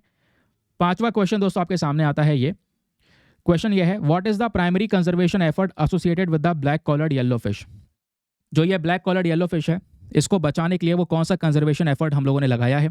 ऑप्शन नंबर ए, इसकी पॉपुलेशन हमने वाइल्ड रीजन में इंक्रीज करने की बात की है, ये एफर्ट है, या फिर हमने कैप्टिव ब्रीडिंग प्रोटोकॉल डेवलपमेंट पे काम किया है, या फिर चालाकुडी नदी में प्रदूषण कम करा गया है, या फिर ऑप्शन नंबर डी, जो हमारी ये स्पीशी है इसको नई वाटर बॉडीज़ में इंट्रोड्यूस करना, इनमें से वो कौन सा तरीका है जिसके माध्यम से हम इसको बचाने की बात कर रहे हैं। नाउ नेक्स्ट क्वेश्चन, अगला क्वेश्चन बात करता है गोल्डन जैकाल के बारे में। अभी हमने पढ़ा था, तो गोल्डन जैकाल ये कौन से कंजर्वेशन स्टेटस के अंदर में आता है, यानी IUCN के अंदर में इसको कौन से पर्टिकुलर लिस्ट में कवर किया गया है। Option number A vulnerable, B least concern, C endangered या फिर डी क्रिटिकली एंडेंजर्ड। बताइए फटाफट इसका आंसर, बहुत ही आसान यहाँ पर इसका आंसर आपको देखने को मिलेगा। नाउ अगला क्वेश्चन यह है, which of the following hormones when found in low levels can contribute to the development of osteoporosis. Osteoporosis वाला जो ये इशू, ये जो बीमारी है, ये एक इंसान में हो जाती है, लेकिन वो कौन सा हार्मोन है जिसकी कमी की वजह से या जो उस हार्मोन के लेवल्स के लो होने की वजह से यहाँ पे ऑस्टियोपोरोसिस होता है, वो कौन सा हार्मोन है। Option number A oestrogen in women, या फिर बी इंसुलिन, या फिर सी कॉर्टिजोल, या फिर डी थायराइड हार्मोन। फटाफट यहाँ पर इसका आंसर लिखिए, बहुत ही आसान क्वेश्चन है। अगेन आपके सामने कुछ और क्वेश्चन प्रेजेंट है। नेक्स्ट क्वेश्चन यह है, पंचायत से पार्लियामेंट 2.0 प्रोग्राम जो है इसको ऑर्गेनाइज किया गया है, और इसको ऑर्गेनाइज करते हुए बेसिकली हमने यहाँ पे ये कौन से इवेंट पर ऑर्गेनाइज किया है, कौन से इवेंट को सेलिब्रेट करने के लिए ऑर्गेनाइज किया है। ऑप्शन नंबर ए, क्या हमारी 100th इंडिपेंडेंस एनिवर्सरी को सेलिब्रेट करने के लिए प्रोग्राम लाया गया है, या ऑप्शन नंबर बी, जो 150वीं बर्थ एनिवर्सरी है भगवान बिरसा मुंडा की, इसको सेलिब्रेट करने के लिए, या option number C 75th Republic Day की वजह से, या ऑप्शन नंबर डी, जो 25वीं एनिवर्सरी है पंचायती राज एक्ट की उसकी वजह से। बताइए यहाँ पर किस लिए हमने ये पंचायत से पार्लियामेंट 2.0 प्रोग्राम को रिसेंटली ऑर्गेनाइज किया है। चलिए नेक्स्ट क्वेश्चन, अगला क्वेश्चन यहाँ पे बात करता है, which ministry is collaborating with the National Commission for Women to organise the panchayat से पार्लियामेंट 2.0 प्रोग्राम, यानी वही सिमिलर प्रोग्राम जिसके बारे में बात हो रही है। अगला क्वेश्चन यही है कि वो कौन सा मंत्रालय है जो NCW के साथ कोलैबोरेट करके काम कर रहा है और कोलैबोरेट करके यहाँ पर इस प्रोग्राम को ऑर्गेनाइज करेगा। Option number A ministry of defence, या option number B ministry of women and child development, या option number C ministry of tribal affairs, या option number D ministry of home affairs. आप देख पा रहे हैं, जो भी चीज़ें आपको पढ़ाई हैं उसी में से क्वेश्चन फॉर्म करें हैं। ऐसा भी नहीं है कि क्वेश्चन बहुत ईजी है, ऐसा मत समझना। हाँ बल्कि यहाँ पर मैं आप लोगों का थोड़ा मेमोरी चेक करना चाहता हूँ, उस वजह से ऐसे क्वेश्चन दिए गए हैं कि जहाँ पे डायरेक्टली आपको पता होना चाहिए। नहीं तो फिर ऑप्शन अगर आप देखोगे 1 2 3 4 ऐसे करके ऑप्शन दे सकता हूँ, लेकिन ये क्वेश्चन थोड़े ज़्यादा मेमोराइजेबल आपको देखने को मिलेंगे, आपको चीज़ें थोड़ा सा और ज़्यादा डीपली याद रखनी पड़ेगी, है ना। बताइए यहाँ पर कि इन दोनों में कौन कौन सा आंसर हो सकते हैं। नेक्स्ट क्वेश्चन बहुत ईजी है, इसमें यहाँ पे क्या ही याद रखोगे, ये तो आपको बहुत डिटेल से पढ़ा दिया है। अगला क्वेश्चन बात करता है कि जो बनिहाल बाईपास है ये आपके कौन से नेशनल हाईवे का हिस्सा है। बताइए, national highway 1, national highway 44, national highway 2 या फिर नेशनल हाईवे 7। फटाफट बताओ, बहुत ईजी क्वेश्चन। नेक्स्ट क्वेश्चन आपके सामने है, ये भी ईजी है। अब्दाली मिसाइल के बारे में हमने डिस्कशन किया, तो अब्दाली मिसाइल को प्राइमरीली डिज़ाइन किया गया है किस चीज़ के लिए। Option number A nuclear warfare के लिए, या ऑप्शन नंबर बी जो क्विक रिएक्शन बैटलफील्ड सिनेरियोज होते हैं उसके लिए, या option number C anti satellite operations के लिए, या option number D long range tactical strikes के लिए। बताइए। तो दोस्तों ये सभी क्वेश्चंस हैं, आई होप आप लोगों ने सभी क्वेश्चन के आंसर दिए होंगे। ये इससे आपकी नो डाउट बहुत प्रैक्टिस होगी, क्योंकि ये आर्टिकल की गहराई से लिए गए हैं। क्योंकि अगर मान लो एग्जाम में पूछा गया, यहाँ से मंत्रालय पूछ लिया जाएगा, यहाँ से IUCN स्टेटस पूछ लिया जाएगा, तो इन आर्टिकल्स में जो जो इंपॉर्टेंट लाइन्स है बेसिकली वहीं से इन क्वेश्चंस को फॉर्म किया गया है। तो मेक श्योर करें इन चीज़ों को समझें, और ऐसे क्वेश्चन डेली चाहिए तो उसको भी बताइएगा। मैं आशा करता हूँ सभी ने कमेंट्स में इसके आंसर लिख लिए होंगे। चलिए अब यहाँ पर मैं एक एक करके आंसर बताता हूँ, रीचेक करो, मैच करो और अपना सही स्कोर नीचे कमेंट सेक्शन में लिखना ऑनेस्टी के साथ, ठीक है। यहाँ पर ऑनेस्टी अपनानी है कि ऐसा नहीं है कि यहाँ अटैम्प्ट नहीं किए फिर भी सारे सही हैं, ऐसा नहीं करना। जो सच है वो सही है, जहाँ पे गलत हुआ वो ठीक है, क्यों गलत हुआ उसके पीछे का रीज़न आपने लिखना है। फिर कल से फिर से कंसंट्रेशन के साथ में सुनना है। गारंटी लेते हैं एक साथ कि अपना कंसंट्रेशन इंप्रूव करेंगे। जितना हाईएस्ट कंसंट्रेशन उतने डेंजरस आप, उतनी डेंजरस आपकी मेमोरी, समझे। चलिए एक और क्वेश्चन आपके सामने, मतलब सॉरी क्वेश्चन कह रहा हूँ, अब ये एक एक करके मैं आंसर बता रहा हूँ, अपना स्कोर चेक कीजिएगा। Question number 1, the golden jackal, हम लें गोल्डन जैकाल को IUCN के कौन से स्टेटस में कवर किया है। तो इसका सही उत्तर है लीस्ट कंसर्न, है ना। अच्छा ये क्वेश्चन के जो सीक्वेंस है वो बिगड़ रहे हैं ना। सीक्वेंस हमारे कुछ ऐसे हैं, कैसे, इस तरीके से हैं सीक्वेंस। पहला क्वेश्चन हम लोगों ने एक्सपोर्ट ये काउंसिल को लेकर डिस्कस किया था, है ना। चलो उसी सीक्वेंस में डिस्कस करते हैं। तो पहला क्वेश्चन ये है अपना कि export inspection council of India का प्राइमरी फंक्शन क्या है। तो सर इसका उत्तर है option number B. Primary function क्या है कि भाई जो एक्सपोर्ट करना, जो क्वालिटी प्रोडक्ट्स हैं उसके एक्सपोर्ट को सर्टिफिकेशन प्रोवाइड करवाना, यही सही बात है। है ना। तो यहाँ पर हमारा option number B is the correct answer. Next question कि बताइए नीचे दिए गए एक्ट में से वो कौन सा एक्ट है जिसको export inspection council of India ने सेटअप किया है, मतलब किस एक्ट के तहत यहाँ पर इस काउंसिल को सेटअप किया गया। तो इसका सही उत्तर है ऑप्शन नंबर 1, जहाँ पे हम एक्सपोर्ट के क्वालिटी कंट्रोल और इंस्पेक्शन की बात करते हैं। नेक्स्ट क्वेश्चन कि बताइए वो कौन सा प्रोडक्ट है जिसमें आपको मैंडेटरी सर्टिफिकेशन की ज़रूरत है, यानी 4 इन प्रोडक्ट में से कौन सी चीज़ के ऊपर में एक्सपोर्ट इंस्पेक्शन काउंसिल वर्क करता है। किस पर्टिकुलर प्रोडक्ट को एक्सपोर्ट करने के लिए इससे आपको सर्टिफिकेट चाहिए होगा। आपके एग्रीकल्चर प्रोडक्ट्स नहीं, फिश एंड फिशरी प्रोडक्ट, जी बिल्कुल सही बात है, फिश प्रोडक्ट्स, डेयरी प्रोडक्ट्स, ये सब चीज़ें जिसके लिए यहाँ पर आपको जिसकी क्वालिटी को सर्टिफाई करने के लिए बॉडी सर्टिफिकेशन देती है। Third textile, fourth iron steel, इसकी ज़रूरत नहीं है। तो option number B is the correct answer. फिर नेक्स्ट क्वेश्चन, जो ब्लैक कॉलर्ड येलो कैटफिश है ये कौन सी नदी में एंडेमिक है, केवल वहीं पे पाई जाती है, वो है चालुकेडी रिवर, और चालुकेडी रिवर केरला में है, आपको पता है, ये हमने पढ़ा ही था। फिर अगला आपसे यहाँ पर पूछा जाता है कि what is the primary conservation effort associated with black collared yellow catfish. वो कौन सा एफर्ट है जहाँ पे हमने ब्लैक कॉलर्ड येलो फिश को बचाने की बात की है। तो वो है दोस्तों यहाँ पर कैप्टिव ब्रीडिंग प्रोटोकॉल डेवलपमेंट, है ना, जहाँ पे हम इसको प्रोटेक्शन देने की बात कर रहे हैं। फिर उसके बाद हमने नेक्स्ट क्वेश्चन क्या लिया था, ये लिया था गोल्डन जैकल वाला, बता ही चुका हूँ, IUCN के लीस्ट कंसर्न में है, दैट इज़ वाई बी वाला सही उत्तर है। नेक्स्ट क्वेश्चन पूछा गया कि वो कौन सा हार्मोन है जिसकी कम होने की वजह से ऑस्टियोपोरोसिस होता है। तो दोस्तों महिलाओं में एस्ट्रोजन के कम होने की वजह से होता है, और मेन में क्या कौन सा हार्मोन कम होता है जिसकी वजह से ऑस्टियोपोरोसिस होता है, ध्यान से बताओ जरा नीचे कमेंट सेक्शन में, ठीक है। अगला प्रश्न आपके सामने था कि पंचायत से पार्लियामेंट 2.0 प्रोग्राम को हमने ऑर्गेनाइज किया है कौन से इवेंट को सेलिब्रेट करने के लिए। तो अभी यहाँ पर 150वीं बर्थ एनिवर्सरी भगवान बिरसा मुंडा जी की सेलिब्रेट करने के लिए हमने यहाँ पर ये पंचायत से प्रोग्राम 2.0 को स्टार्ट किया। फिर नेक्स्ट क्वेश्चन बात करता है वो कौन सा मंत्रालय है जो नेशनल कमीशन फॉर वुमेन के साथ में कोलैबोरेट करता है ताकि इस प्रोग्राम को ऑर्गेनाइज किया जा सके। तो वो है मिनिस्ट्री ऑफ ट्राइबल अफेयर्स, क्योंकि यहाँ पे हम क्या कर रहे हैं 500 से ज़्यादा जो यहाँ पर वुमेन इलेक्टेड हैं, स्पेशली ट्राइबल वुमेन हैं, तो उनको यहाँ पर दोस्तों लिया जा रहा है ताकि उनको और ज़्यादा जो एंकरेज किया जा सकते, एम्पावर किया जा सके। और इसके लिए मिनिस्ट्री ऑफ ट्राइबल अफेयर के साथ में मिलकर नेशनल कमीशन फॉर वुमेन काम कर रहा है। बनिहाल बाईपास कौन से नेशनल हाईवे का हिस्सा है। तो NH44 का यहाँ पर यह हिस्सा है। Next question, Abdali missile HATF2 ये इसको प्राइमरी डिज़ाइन किया गया है किस चीज़ के लिए। इसके ऑप्शंस आपके सामने प्रेजेंट है, तो इसका सही उत्तर है option number B, quick reaction battlefield scenarios. तो क्विक रिएक्शन बैटलफील्ड सिनेरियोज के लिए यहाँ पर इस मिसाइल को हमने प्राइमरीली डिज़ाइन किया है। तो option number B is the correct answer. फिर नेक्स्ट क्वेश्चन यहाँ पे आपसे पूछा गया था कि प्राइमरी फंक्शन अच्छा ये तो वाकई फिर से शुरू हो गए वही क्वेश्चन, तो ये मैं आपको बता चुका हूँ, ठीक है। तो ये हैं दोस्तों आपके सभी आंसर्स। आई होप आपने यहाँ पर सभी आंसर्स प्रॉपरली दिए होंगे। तो बताओ भाई क्या स्कोर आया है आपका। स्कोर ज़रूर से लिखना नीचे कमेंट सेक्शन में यार, है ना, तभी यहाँ पे मज़ा आएगा, लगा पता चलेगा पार्टिसिपेट कर रहे हैं। और पार्टिसिपेशन नहीं हुआ है तो फिर कोई क्वेश्चन लगाने का मन नहीं करेगा आगे, समझ रहे हैं। आई होप आपको क्लैरिटी मिली है। मिलते हैं आप लोगों से नेक्स्ट वीडियो में। आज के लिए bye bye, have a nice day, thank you and जय हिंद।